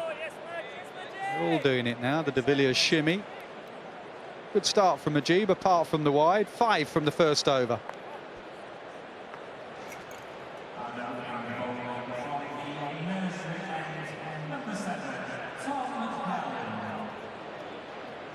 Required rate already pushing 11 and over. Something they'll have to keep an eye on but not panic with. Key wicket Aaron Finch, someone who can go big in this format, someone who has massive scores. Tom Helm has been excellent this summer. Him and Roland Jones have been the pick of the seamers. Wide, that's not where you bowl to Finch. He loves width. Yeah, this is not how you want to start off against Aaron Finch. You want to be aggressive against him in terms of line and length. Try and get him out. That's the best way to keep him quiet. Middlesex was very good at the oval. They actually had some very good set plays where they limited the batsman into trying to hit the long boundaries and take that on. And they'll try and do the same here with that long side. Bowl straight, target the stumps off Finch. Get it nipping back in. Nothing outside off. He just throws the kitchen sink at anything out there. The pitch looks really good. Sitting up nicely back of the length. Finch is standing up tall, driving on the up. The outfield is so fast, anything in the gap runs away for 4. Will Jackson on the other end will be watching with interest as well. He's such a talented player, Jackson. There's a little bit of frustration from Alex Stewart saying he gets to these really quick 20s and 30s and then throws it away. He wants Will Jackson to bat longer, and batting with Finch will definitely help him. Same again, 3 on the bounce. Skipper needs to have a word, maybe a sweeper offside. Got a bowl straighter. With the pitch being not that quick, you can afford to bring the third man up if you're bowling that length. Drop your sweeper on the offside. If you minimize damage in this first 6, you know, you've really gone a long way towards winning a match, defending 200 plus, 210. Pressure's always on the chasing side. Classic conundrum as a captain. Do you bowl, set the field to where you want your bowler to bowl, which is leg side, or do you set your field to where Finch is trying to hit, which is offside? At the moment, he's given the bowler the field for his strength, which is bowling straight. Finch nicks it. That's 4 fours on the bounce. And that's where he should have started, really. The field is now set for bad bowling, and you lose the wicket-taking option in terms of a slip. You want to try and have catchers in place that actually favour the bowler's strengths, the areas that you want to try and get the batsman out. Immediately on the defensive Middlesex now.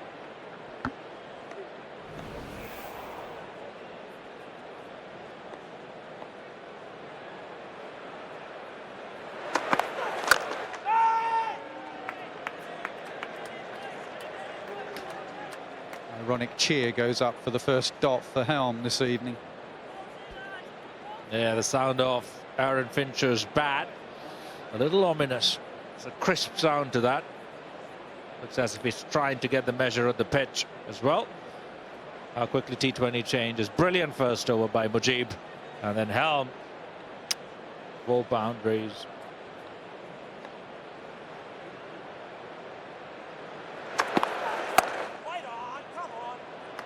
Two dots to end the over. He's cross with himself there, Finch. 21 for none. Middlesex won't take anything for granted this evening. This time last year, Essex chased down 210, so exactly the same score.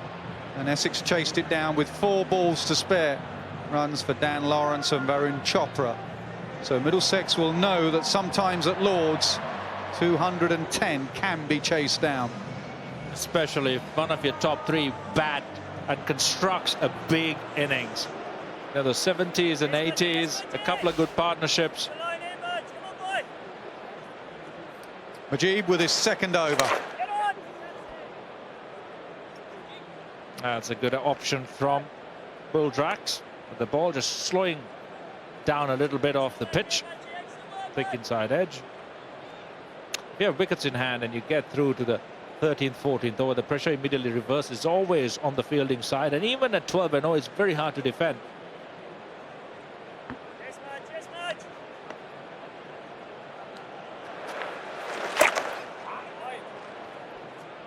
Yeah, as a captain, you excuse those wides leg side. You know that you can't afford to be outside off.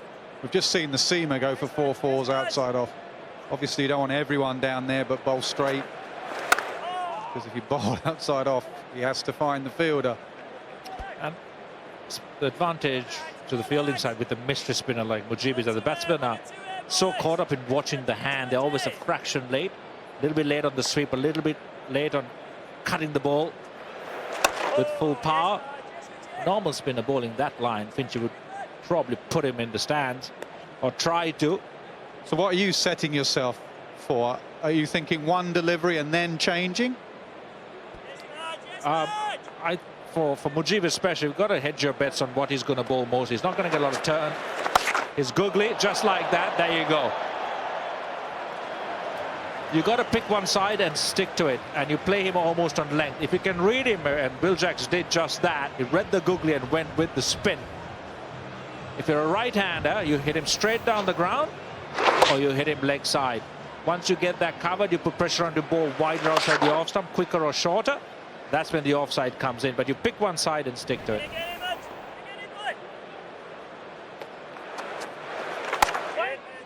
Good comeback, bowled it slightly shorter into the pitch. A word from Finch to Jack saying we've got the boundary. 1 ball to go.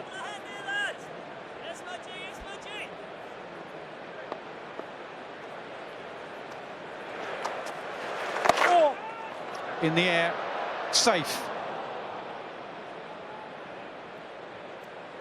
Bit of overspin on that bounce. 31 for none.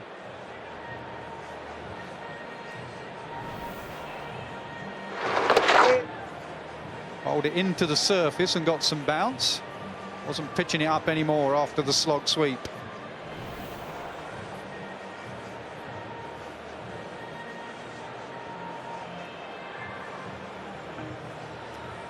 Surrey at the same stage, 10 runs ahead.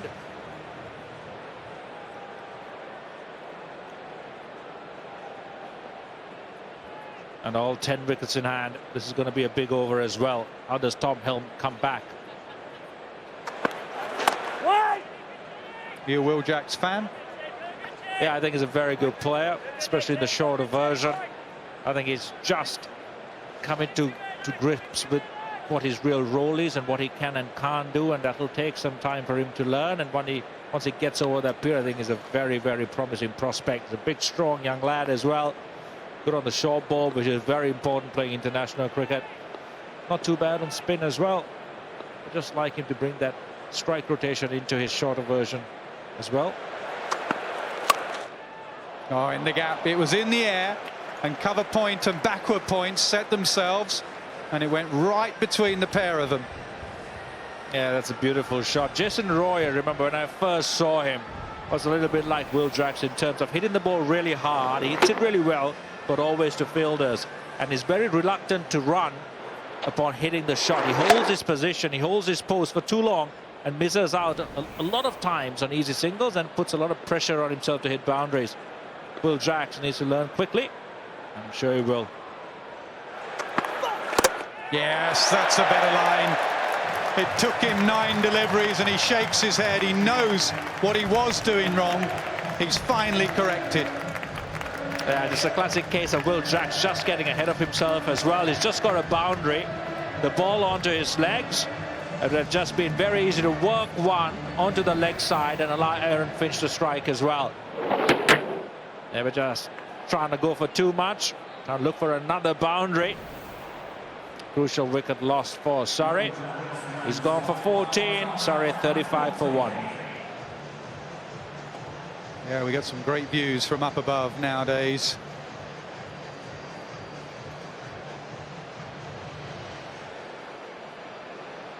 Lord's Cricket Ground. It's absolutely splendid. A sellout. Two sides going hard at each other. South London against North. And Sam Curran comes in at number 3. We said he'd end up a batting all-rounder. It looks like he's going in that direction.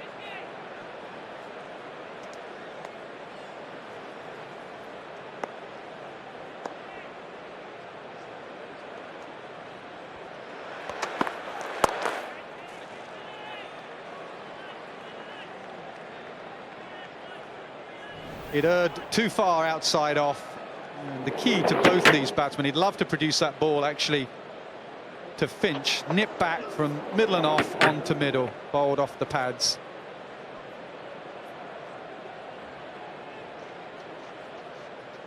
Slip in for Curran to try and get that delivery again, going this time across the left-hander. Slips looks very deep there.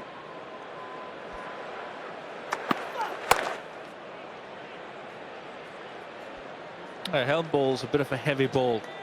Doesn't look too quick. It hits about hard. Pulls it into the pitch. He's developed really well as a white ball bowler in county cricket. It's nice to see Sam Curran batting at number 3, getting an opportunity. He would love that as well.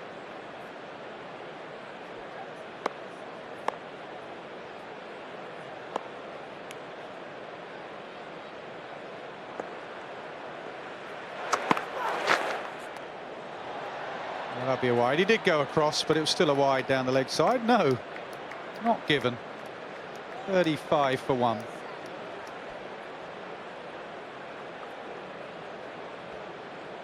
Used to be a bowler. Peter Hartley gave one to the bowlers there.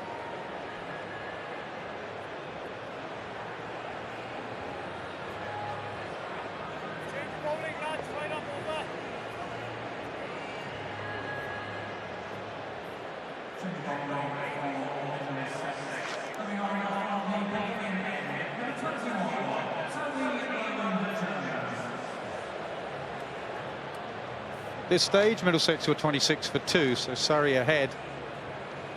Change at the pavilion end now. Roland Jones, who got 4 wickets in the recent fixture between these two sides.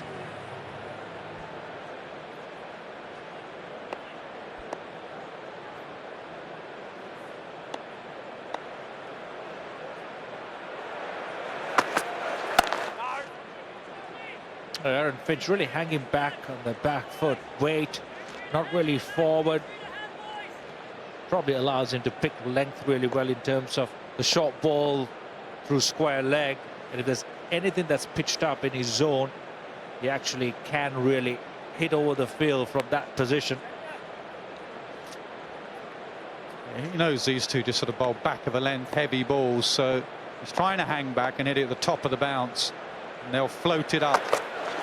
That's good. That's the ball you want to Finch. Said to Rob Keating this afternoon, the amount of times he gets hit, top of the knee, thigh pad, misses out on those nip backers. It's one thing to have your front foot loose and not going across. It's a completely different thing to actually have your head weight on your back foot. You've got to be a little bit careful of that. Makes it really difficult for you to come back into the ball, unless it's balled right into your areas, which often it's not.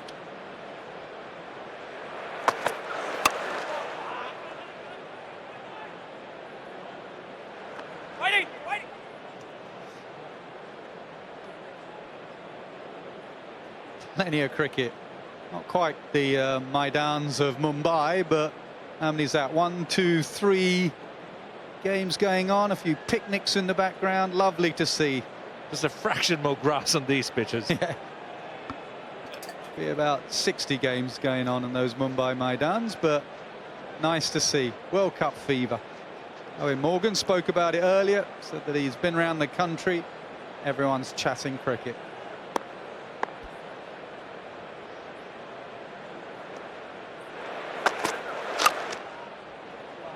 Yep, squirted away. Good shot. Typical Sam Curran shot. It's a really good shot. What impressed me really about the Middlesex innings was the way they rotated strike. There are very little dot balls. It was almost tip and run every time a good ball was bowled. They took a lot of pressure off themselves. Surrey at this moment, they're batting really well. They're getting the boundaries. They need to mix that up. You can't have periods where the bowler's allowed to settle in and bowl dot balls at you.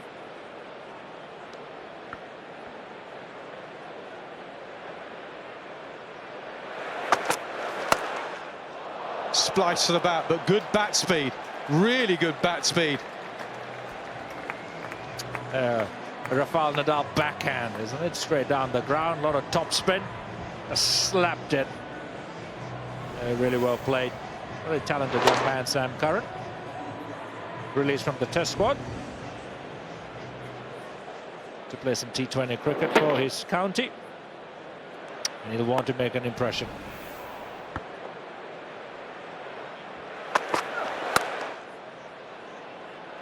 Finds the fielder on that occasion. 44 for 1.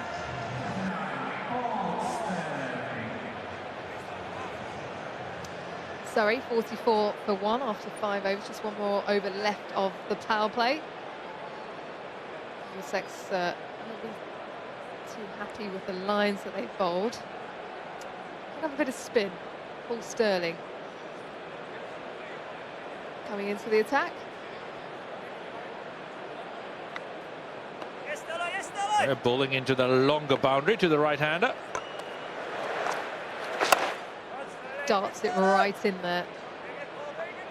What's Sam Curran going to do? Is he going to take a risk and try and take the short boundary on?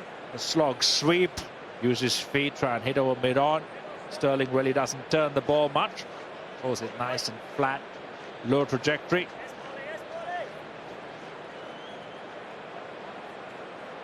Long on goes down, mid-off stays up. Immediately know that the angle is trying to ball into the pads.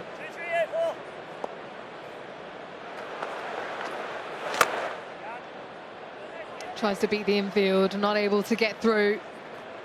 It'll still come through for 1.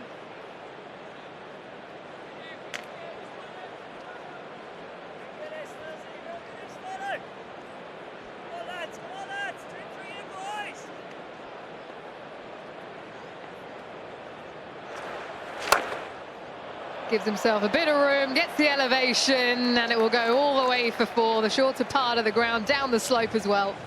Yeah, very little margin for error if the ball into Aaron Finch. He's given himself some room, opened up that offside. Beautifully played. Pressure, back on Sterling.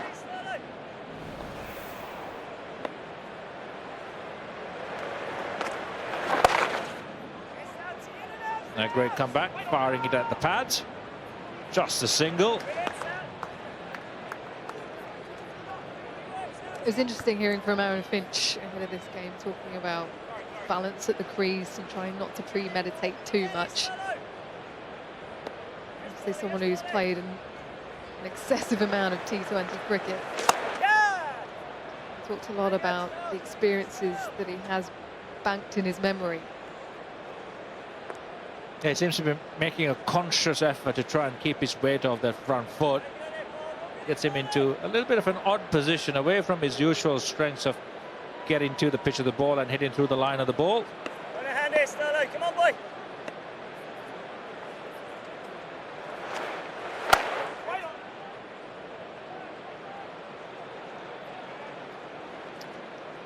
Frustrated he's not able to penetrate that infield. 6 overs gone, 52 for 1.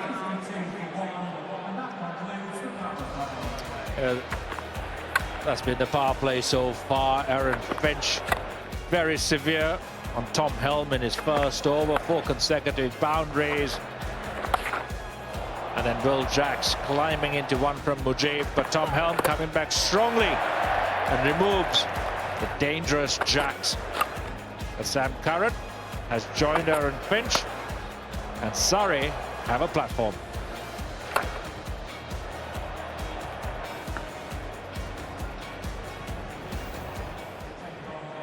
Well, in a chase like this, they needed a good start. They've had just that, 52 after 6 overs, and Aaron Finch still there. He is the danger man. Sam Curran has been batting at 3 in recent times. Batted at 3 in the IPL a couple of times for the Kings 11 Punjab, and Chris Gayle wasn't available. Big shoes to fill.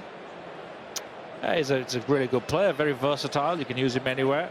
Souter's bowled really well for Middlesex, especially at the oval. He likes the batsman using his feet and coming down the pitch at him. Sam Curran and Aaron Finch will do well to hold their ground, wide base, and hit him off a length.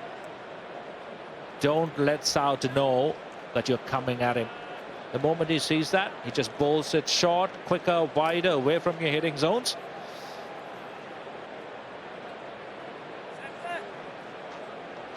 .11 wickets for him in this year's blast. One of the 3 bowlers from Middlesex. Features in the top 10 wicket takers so far at the halfway stage of this tournament. Drops it short and is punished. It's almost as if Souter expected Finch to come down, just held his ground, judged length really quickly. And that's the power of Finch as well. Off the front foot. Economical movements, maximum results.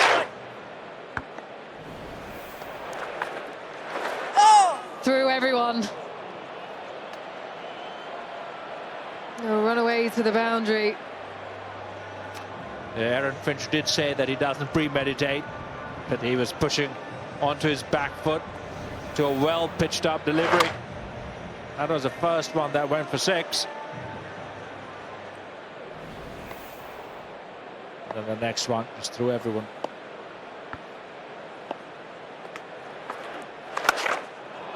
Oh, and he gets hold of this one into the short side of the ground, into the stands, about 15 rows back. Watch out in the crowd. Yeah, it's a big over, and this is what Aaron Finch does very well. He targets the bowler. Doesn't matter at what stage of the game. If he thinks he can get you for a big over, he does. And he's taken all the right options. Taking on the short boundary, reading length really well, and Souter's under pressure.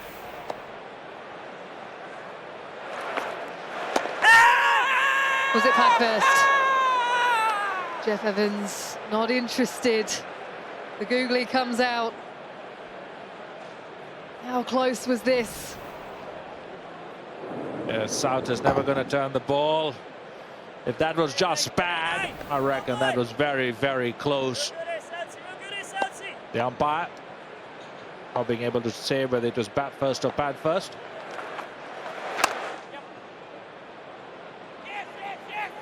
A couple of good deliveries in this over, but it's still gone for 19 runs, 71 for 1.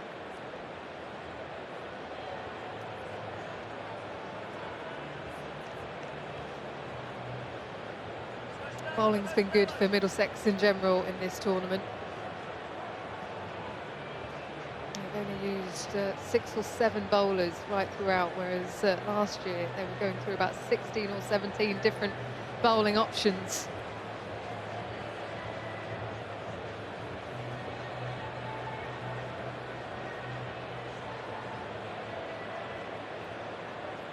...140 more runs to win. And Surrey going along nicely in terms of their rate. They're keeping up with the required rate. Potential bat first.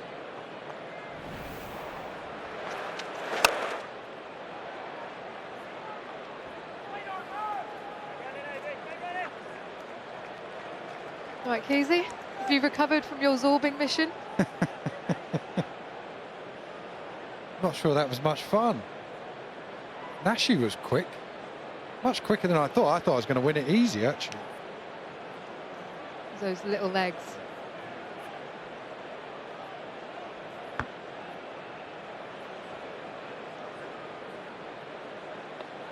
Surprised we didn't see an appearance from Nasser, to be honest. Nasser bottled it. He connects once more. This is to the longer part of the ground. And he gets the distance. Got out a deep mid-wicket. Souter, he looked like he was so far in and then had to really pedal back. Hitting up the slope, slightly bigger boundary. You feel you always have to hit it harder that way.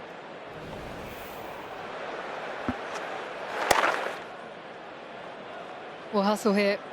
The call is 2. It's sent back even with the fumble.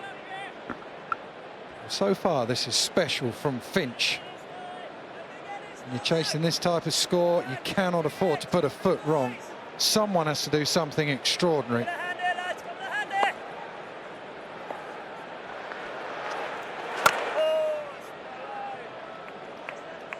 Oh, at the other end, has just been working the ball around and getting him back on strike.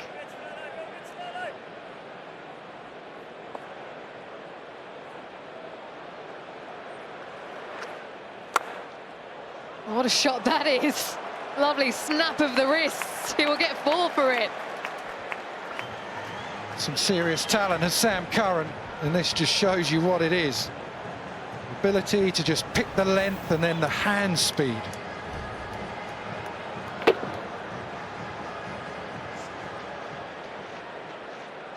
This is what the fielder would have seen pretty much, umpire camp.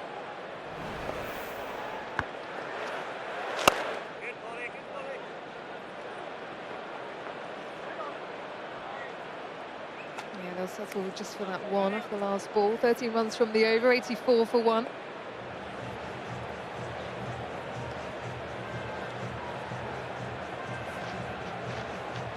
Surrey way ahead after 8 overs.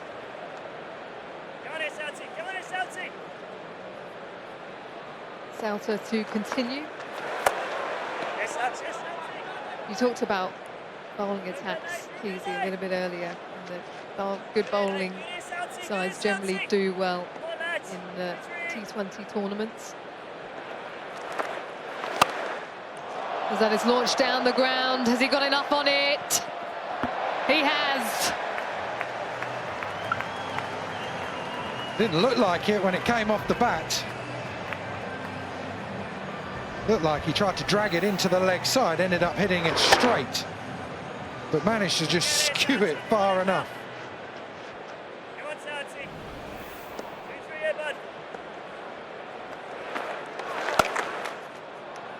Short this time, he's not going to miss out on that. Sam Curran bisects the 2 fielders once more. Rate started at 10.55. This from Finch and Curran, it has remained, well, 10.17. They are in check. They're ahead of where Middlesex were as well. Middlesex 71 for 3, Surrey 94 for 1. They are on course.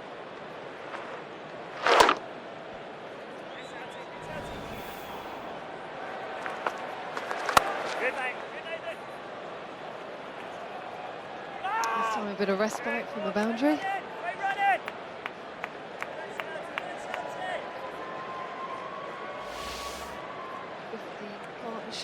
Partnership now with 60. And even Stevens, both Curran and Finch.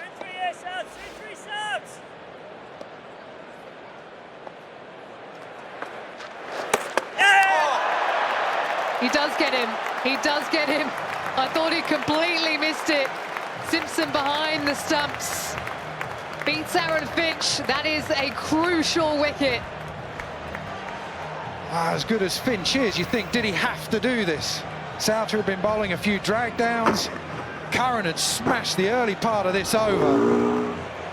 You just feel, if you're in that Surrey dugout, you think, why did you do that?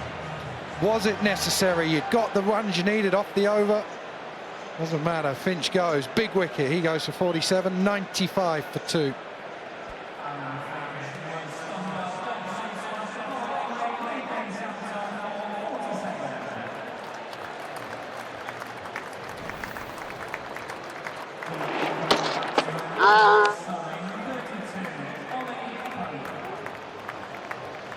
Well, he was searching for that 50 in style. Aaron Finch looking to go down the ground, back into the members. He's got lucky there. John Simpson behind the stump.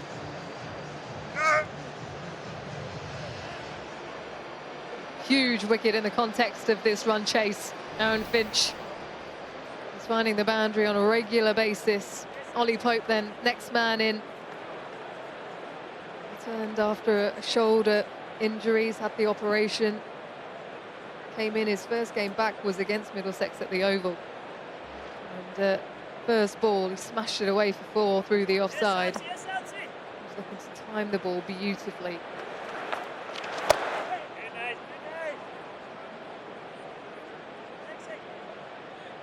He's off the mark. 96 for 2. Well, when you're chasing 210, you can't afford to make a mistake, really. Finch had been word perfect up until that point. Curran was just starting to go as well. Finch had played beautifully. That was a rash shot. You know, you have heroes and villains where if you play the big shot, you get away with it, everyone claps, but that just looked like a risk too far.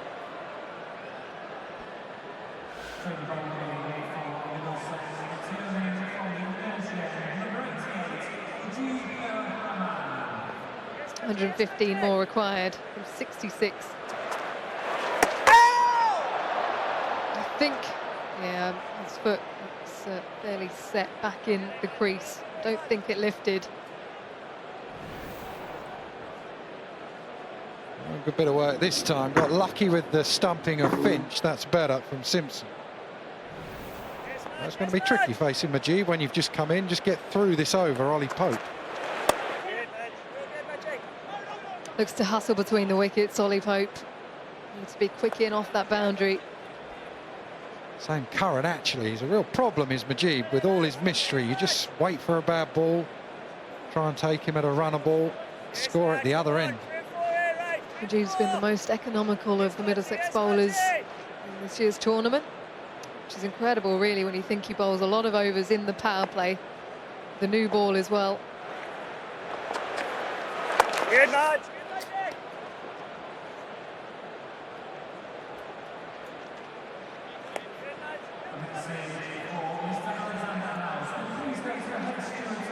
Times when I've seen players get after Majid, it's generally looking to take him up and over extra cover, look to get back deep in the crease.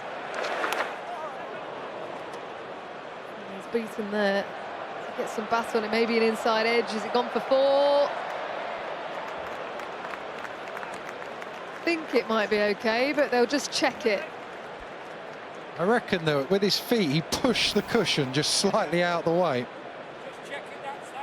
Then the ball starts rolling again. I think that's pretty good work. Yeah.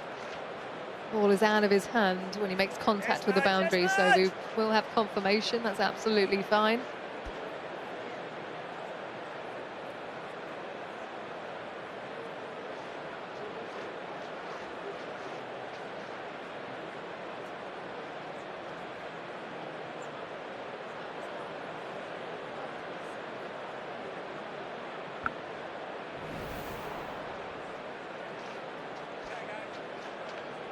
So the 100 comes up for Surrey in the 10th over.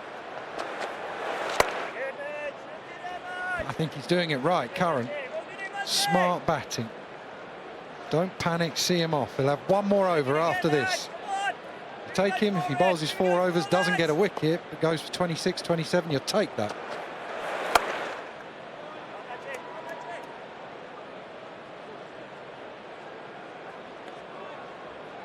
$102 for 2. Good signing from a Middlesex point of view. Wonderful T20 player with the mystery that he brings. Over going for 6 runs. Generally, he keeps it quite tight. 5 bowlers there that have been used for Middlesex.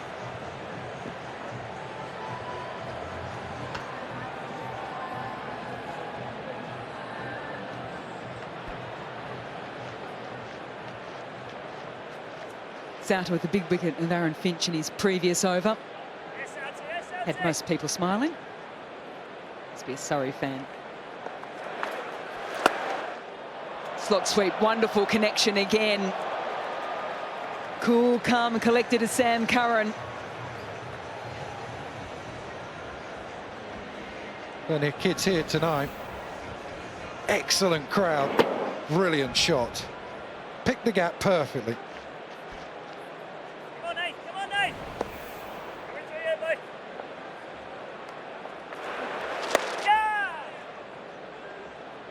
I'd be really interested to see how he now plays the role now that Finch is out. When the two were going, they were going beautifully together.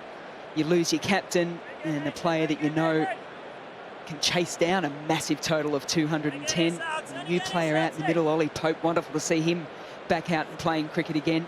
How does Sam Curran play it?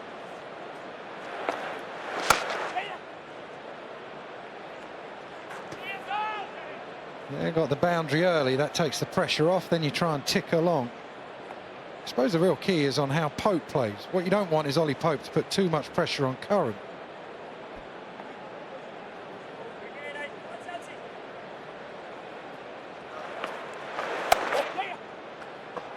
And that's well played as well. Wonderful hands through that ball. That gets the angle backward of point. Brings up the second boundary in the over. Yeah, and they've done what they need off this over as well. Anything more is a bonus. Done it without taking a risk as well. This is brilliant from these two young Surrey batsmen.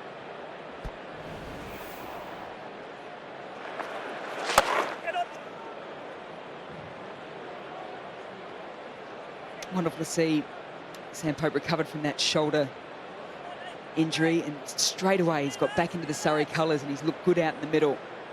Couple of 40s. Over South has finished off the over well. 2 dot balls to finish it. It's 113 for 2.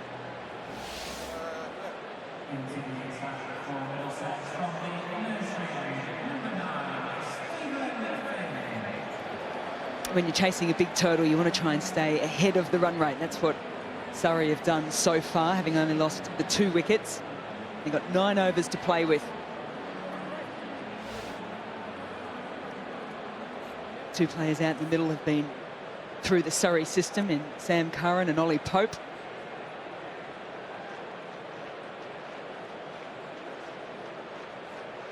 And they're now going to have to deal with Steve Finn.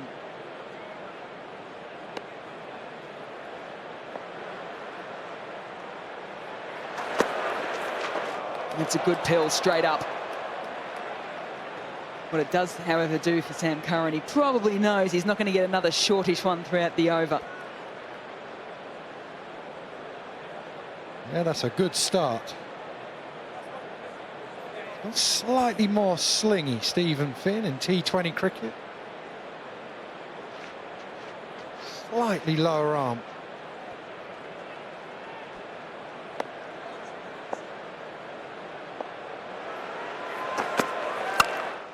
He's got a bit of it. The crowd want it to go to hands. Surrey want it to go all the way.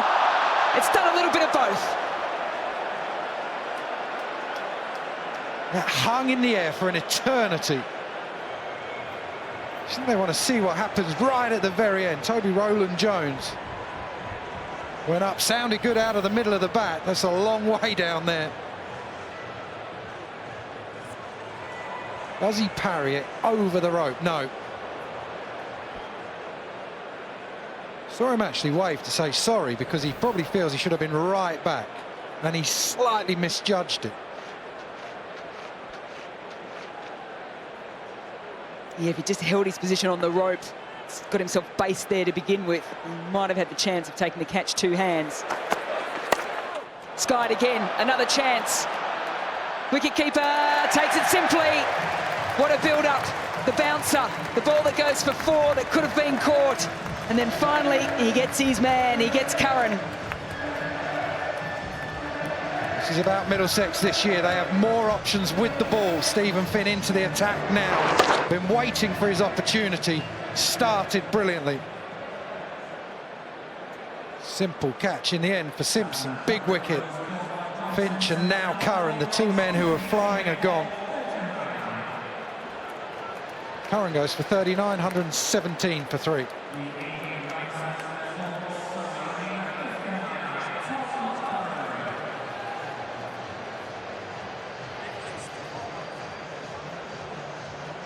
Sam Curran probably looking for something a little bit fuller after the bouncer from the first ball. And that was smart bowling there from Steve Finn. Still got it up and around that sort of chest height. Rushed him for a little bit of pace.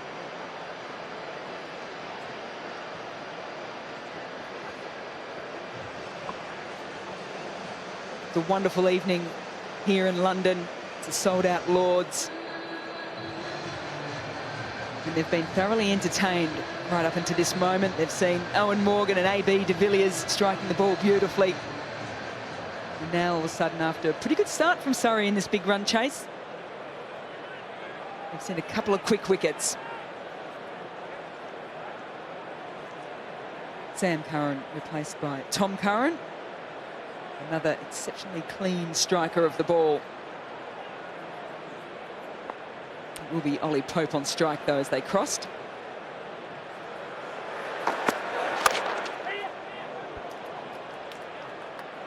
Nudge straight back down the ground. They're going to turn and have a look at the second, get it comfortably.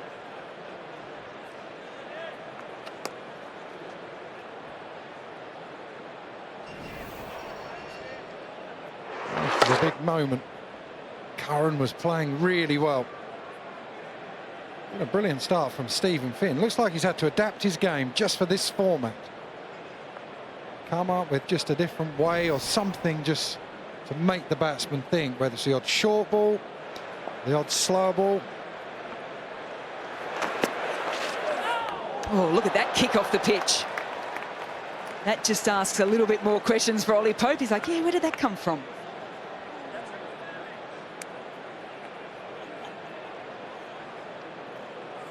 So far, that looks like the quickest ball we've seen all evening from either team. Scramble seam, it just kisses off the surface. Even Simpson's surprised.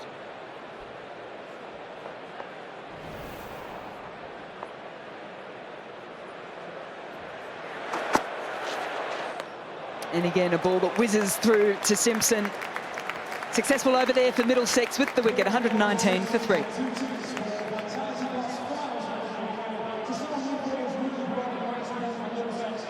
Middlesex bowlers have done a wonderful job, and just in the last couple, Finch and Sam Curran are really starting to get that partnership moving into a dangerous area. They've managed to get those two key wickets, stem the flow of runs. They've got two relatively new players at the crease.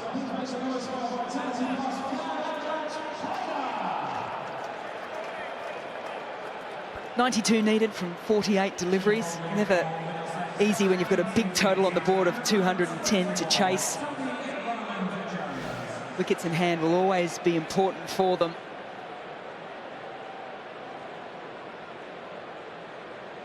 Tom Curran to face his first delivery.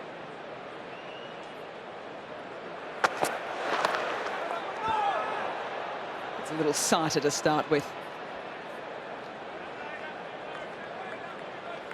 And good from Milan as well. He's got one more over of Majib. So he's just held him back. use him at a crucial time. Your overseas player, bring him on for that 1 over in the most crucial time. What, around 16, 17?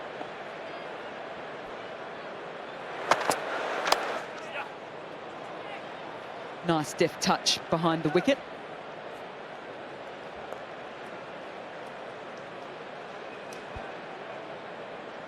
I know the Big Bash fans absolutely love Tom Curran playing recently. Took 20 wickets last season, but it was his strike rate as well. Came in and played some pivotal roles. Strike rate of 144 over the Australian summer.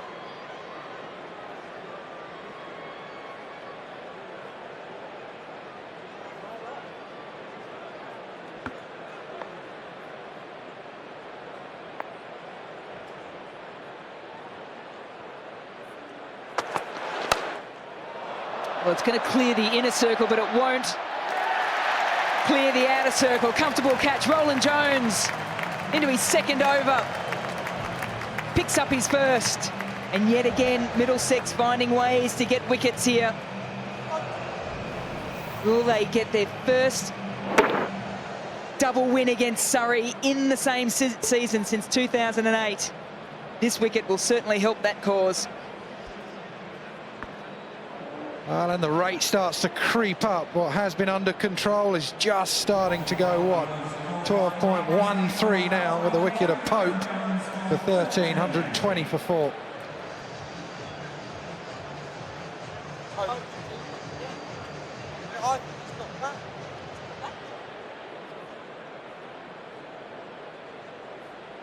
Ricky Clark to the middle. He's going to have to hurry.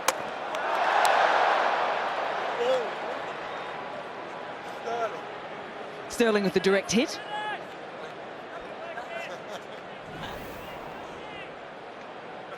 One-handed pick-up, had all 3 stumps to aim at, comfortably home.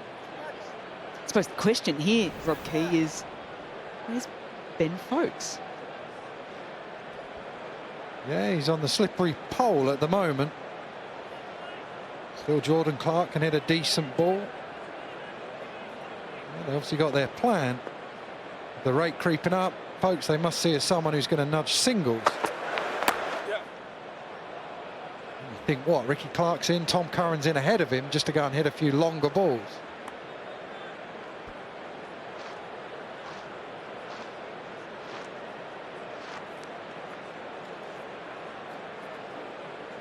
That's part of the art of T20 cricket these days, is making sure that you can get the matchups right, whether or not you want that left-hand, right-hand combination, who's best to come in at certain stages of the game. Stoneman's doing that thing where he doesn't want someone to lip read him.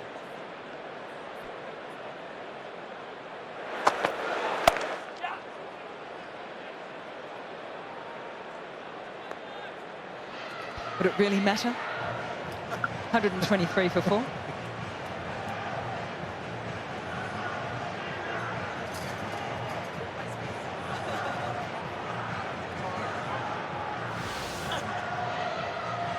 Well, if you saw earlier, you saw something special from Eoin Morgan and AB de Villiers. That's what so many people would have been desperate to see. Even if you're a Surrey fan, I reckon you'd have enjoyed watching Morgan and de Villiers go. Finch as well, I've seen some excellent batting.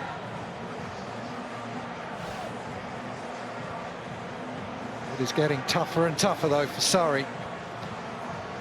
Curran and Clark, after seeing Curran, Sam Curran that is, and Finch go, really felt one of them had to hang around. You might like the performance of Eoin Morgan. I like the performance of the crowd when he came out and then when he left the ground as well. I'm tipping that every ground he plays at now in England, he's going to get a little standing ovation. How long do you reckon you can milk that? If you're Eoin Morgan, how long can you milk being a World Cup winning captain for? As long as possible.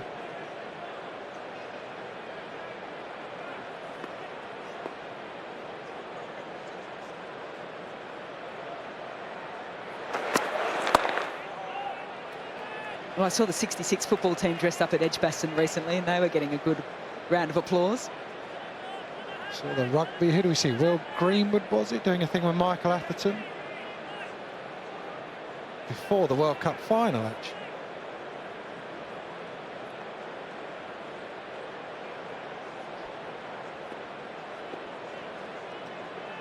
Ricky Clark sent in before, folks, with a job to do.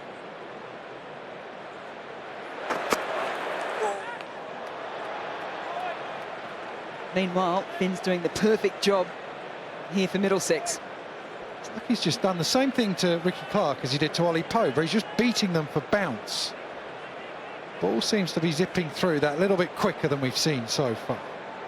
It's bowled a little bit of width, but the bounce has actually meant that no one's got hold of him.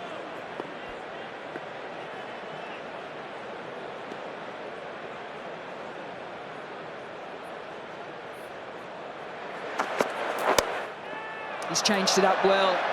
Can they steady themselves underneath it? AB de Villiers does not drop those. He'll do it with his eyes shut. Yeah, strange passage of play.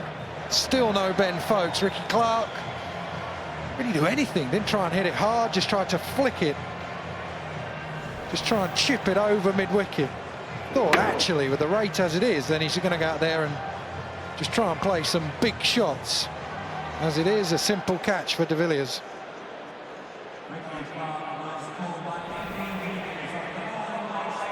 Ricky Clark, 1 from 4, 124 for 5.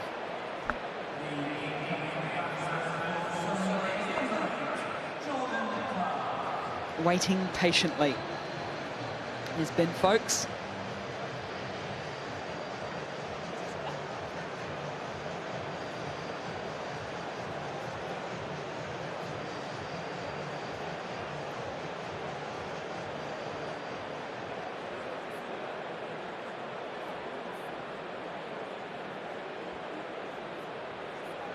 Jordan Clark at the non-strikers end.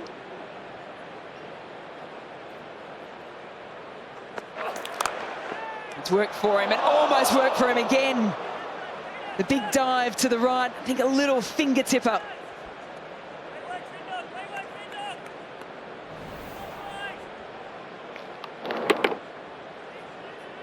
Just came back at him.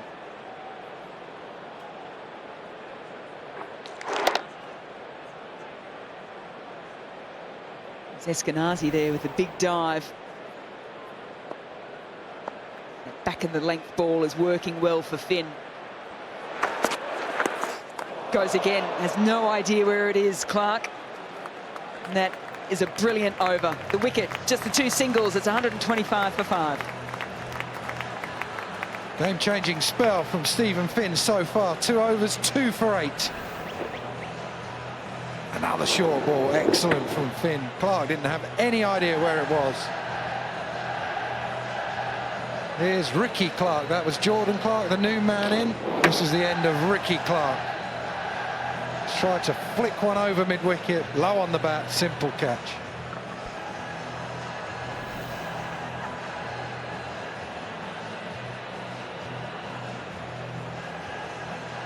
I think with the catch, the only thing that AB de Villiers would have been worried about was that injured ring finger on his left hand.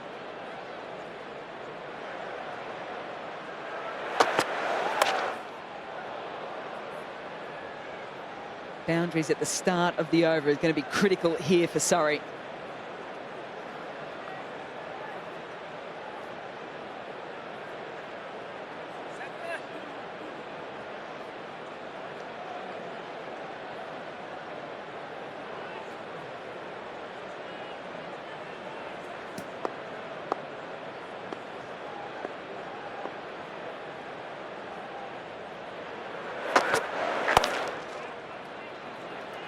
They've just found the right line and length now here, Middlesex, and they're just honing in on it.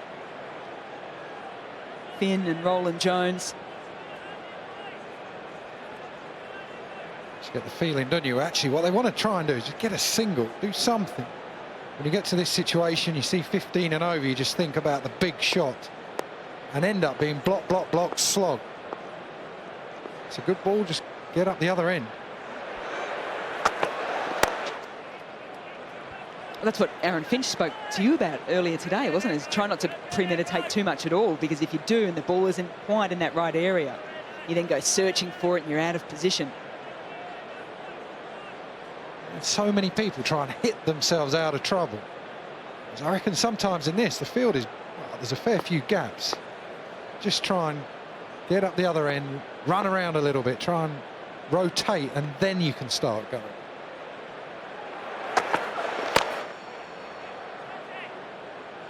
Pace a little bit more off that one from Roland Jones.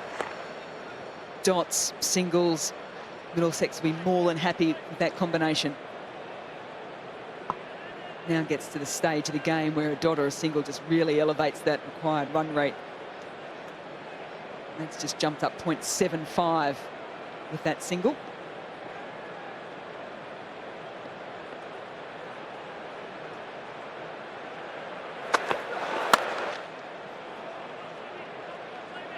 Strikes it nicely, finds the boundary rider. I reckon a couple of overs ago, actually, when you looked at the comparisons, Surrey were well ahead of where Middlesex were. Not anymore. Middlesex, this is where they really stepped on the gas with Villiers and Morgan. 143 for 3 they were. And that was the time Eoin Morgan really started going.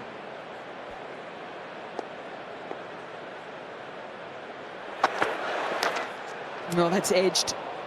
Squared him up completely, but he'll find the boundary. He won't mind how they come. Clark finishes off the over with a 4, 132 for 5.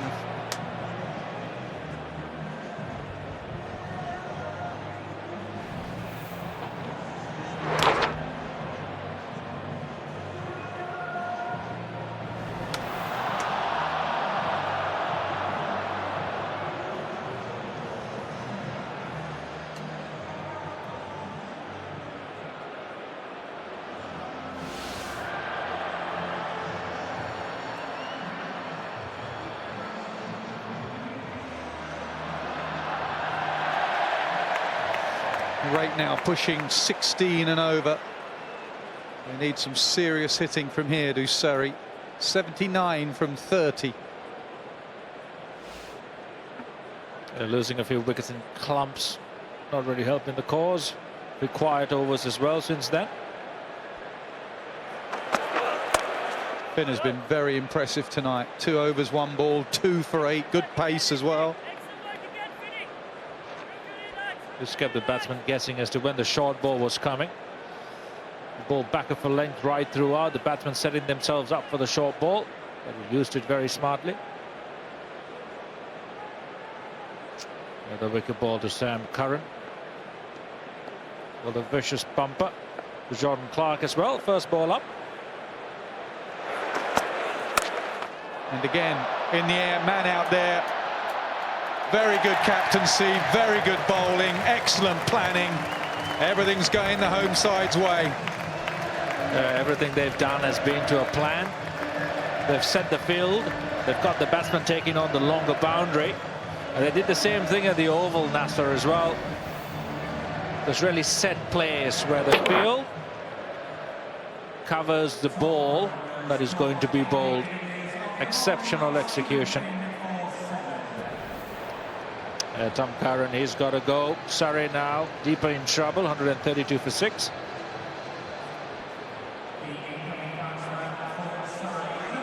Yeah, I have to say it's a very odd looking Surrey card, really. There's a lot of batsmen that could get you 20s and 30s with the exception of Aaron Finch. How many batters in this lineup will get you a 70 or an 80?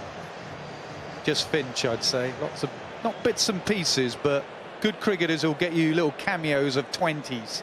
Here's another good cricketer.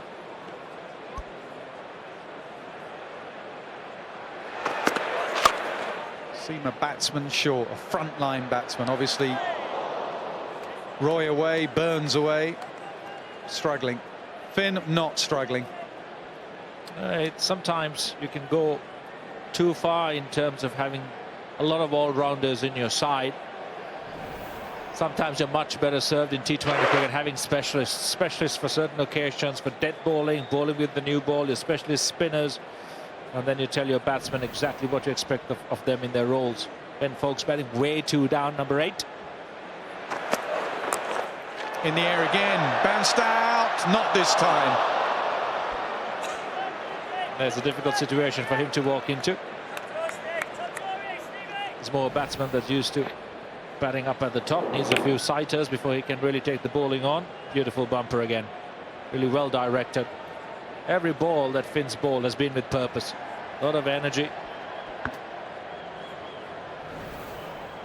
Yeah, it's lovely to see Stephen Finn bowl like this. His speeds are up, his average speed's up, he's not varying it too much, he's just running in and bowling quick, back of a length.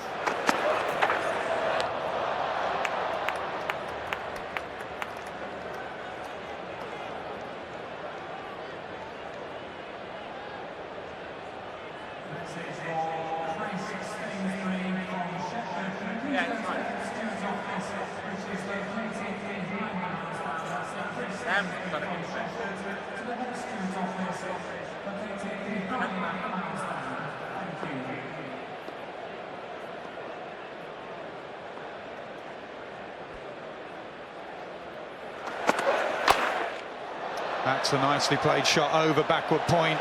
They're going to have a look at this. May have just landed a fraction short, but they're going to have a look.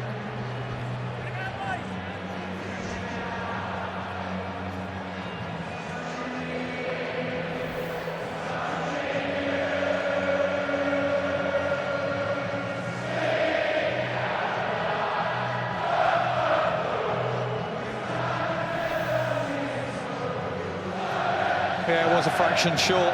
Goes for 4, 138 for 6. Sweet Caroline goes up around Lords. They say the Aussies were singing this in their dressing room after beating England in the first Ashes test. They're loving it here at the moment. Looks like at the moment the home side are going to romp home.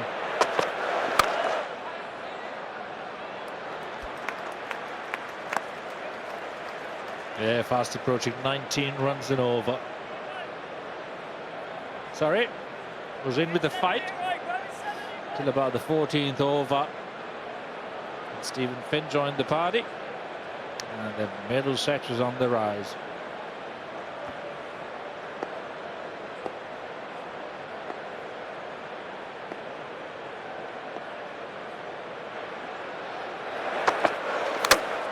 Dragged on.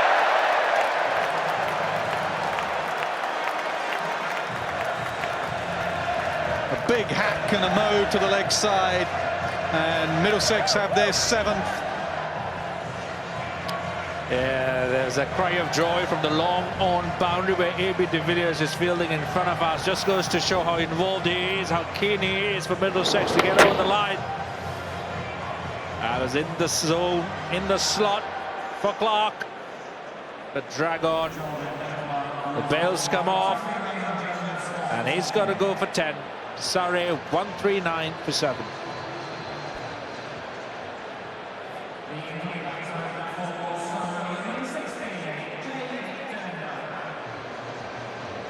Kept it pretty simple. Middlesex, they're not tried any funky slower balls or cutters. They bowled it into the pitch. The odd variation. Been excellent tonight. That seems to be quite a change from the seasons past. They seem better organised. They seem to have better planning. And they've gone for what you said, actually. Specialist batsmen, specialist bowlers.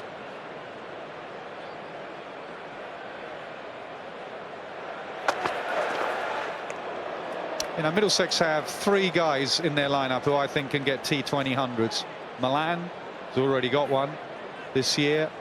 Morgan and de Villiers. I reckon at the moment Surrey have 1 in this lineup in Finch. And also in terms of bowling, to be able to bowl 4 full overs continuously, you need a specialist at the death from either side to try and close down a side. And you've got to have your wicket takers as well. It's very difficult to cover all your bases in T20 cricket. You've got to play to your strengths and have a side that's geared to do that.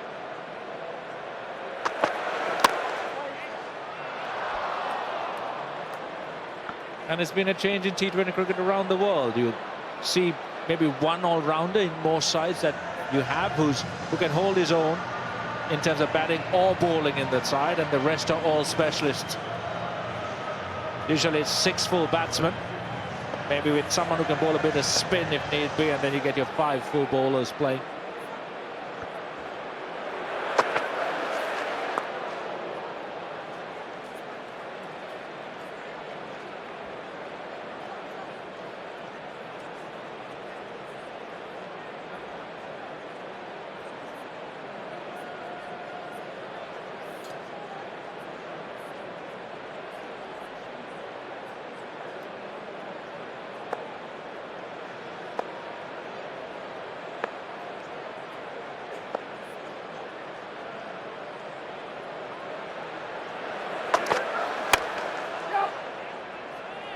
Direct hit, and there's a trouble. No, he misses. End of the over, an excellent over. Just 2 singles on the wicket. 140 for 7.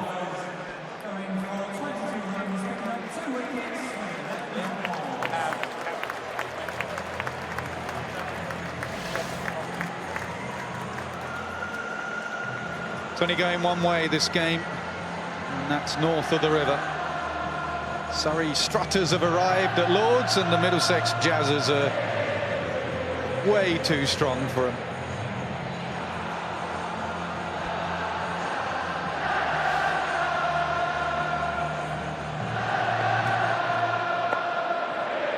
Talking to Jazzers, champagne corks being popped everywhere. He continues to bang it in. It continues to work. As easy as you like. Stephen Finn now has 4. It's been the short ball every time. Go back of a leg. His ball with aggression. The umpires checking for height.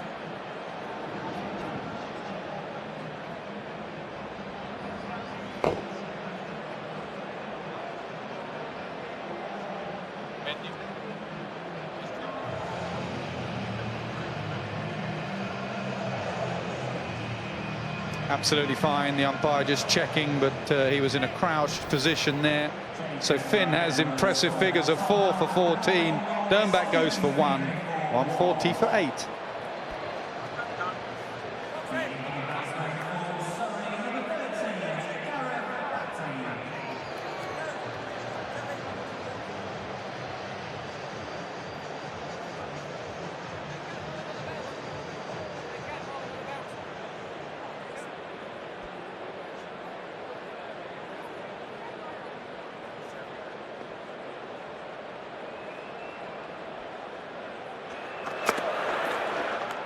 Well, Colin Ackerman last night got 7 for. Stephen Finn has an opportunity of getting 6 for. What a bowling spell this has been. 4 for 14.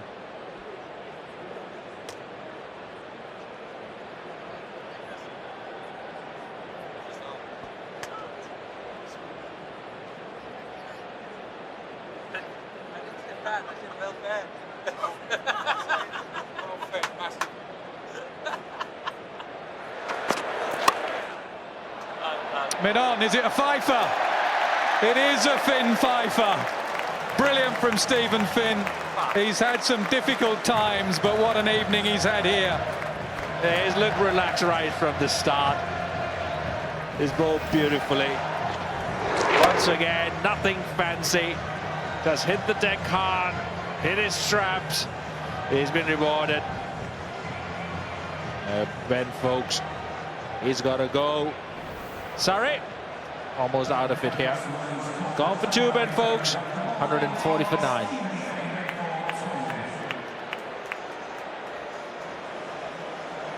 Well, they said when T20 came along it was just for batters, just put a bowling machine down. Well, the last 2 evenings have shown that the bowlers will have a massive say. Ackerman last night and Finn tonight. 12 wickets between them. Finn has 3 more deliveries to get a 6 for.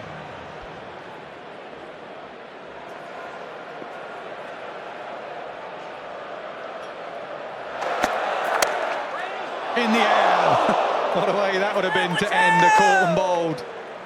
All action Stephen Finn.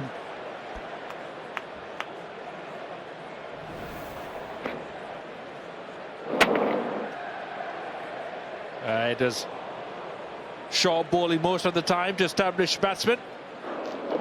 He knows, he sees the stumps. Gareth Batty and Imran Tahir. This is not going to be short, it's going to be full. Straight at the stumps. Trying to finish off with his 6th. Finish the game off.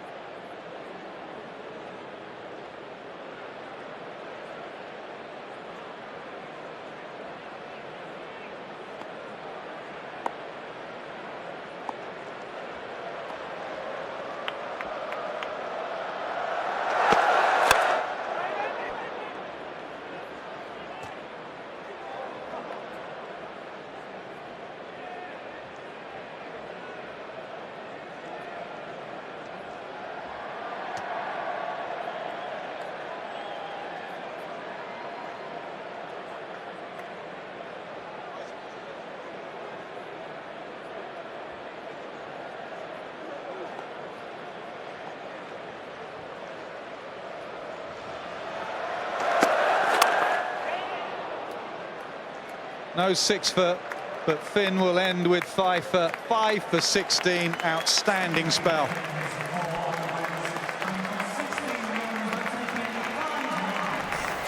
He's been brilliant right from the start. The short ball, when it's used smartly and with a plan, pays dividends. And that was Stephen Finn. The one ball that was ball full was chipped in the air by Ricky Clark. And then after that, he just settled down and bowled with fire and pace. Great aggression, great thinking, great captaincy to let Stephen Finn run free. And he's done brilliantly for Middlesex. 4 overs, 5 wickets, 16 runs.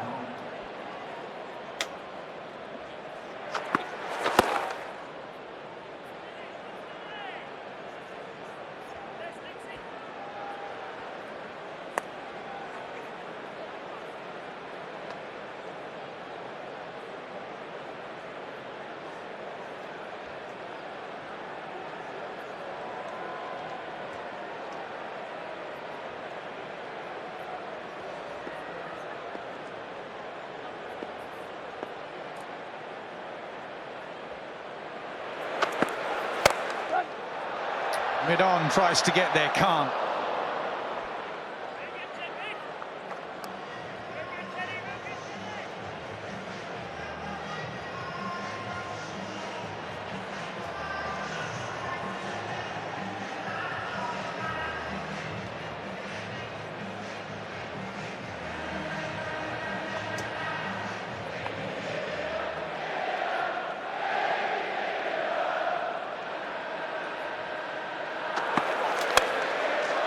That's a nice shot, long handle over mid-off. Couple of bounces, and Tahir will just pick up a couple. Yeah, that deserved the boundary. Imran Tahir, great contact. Nice long swing of the bat, sounded sweet. Yeah, he holds the bat high up the handle, so he's got long levers.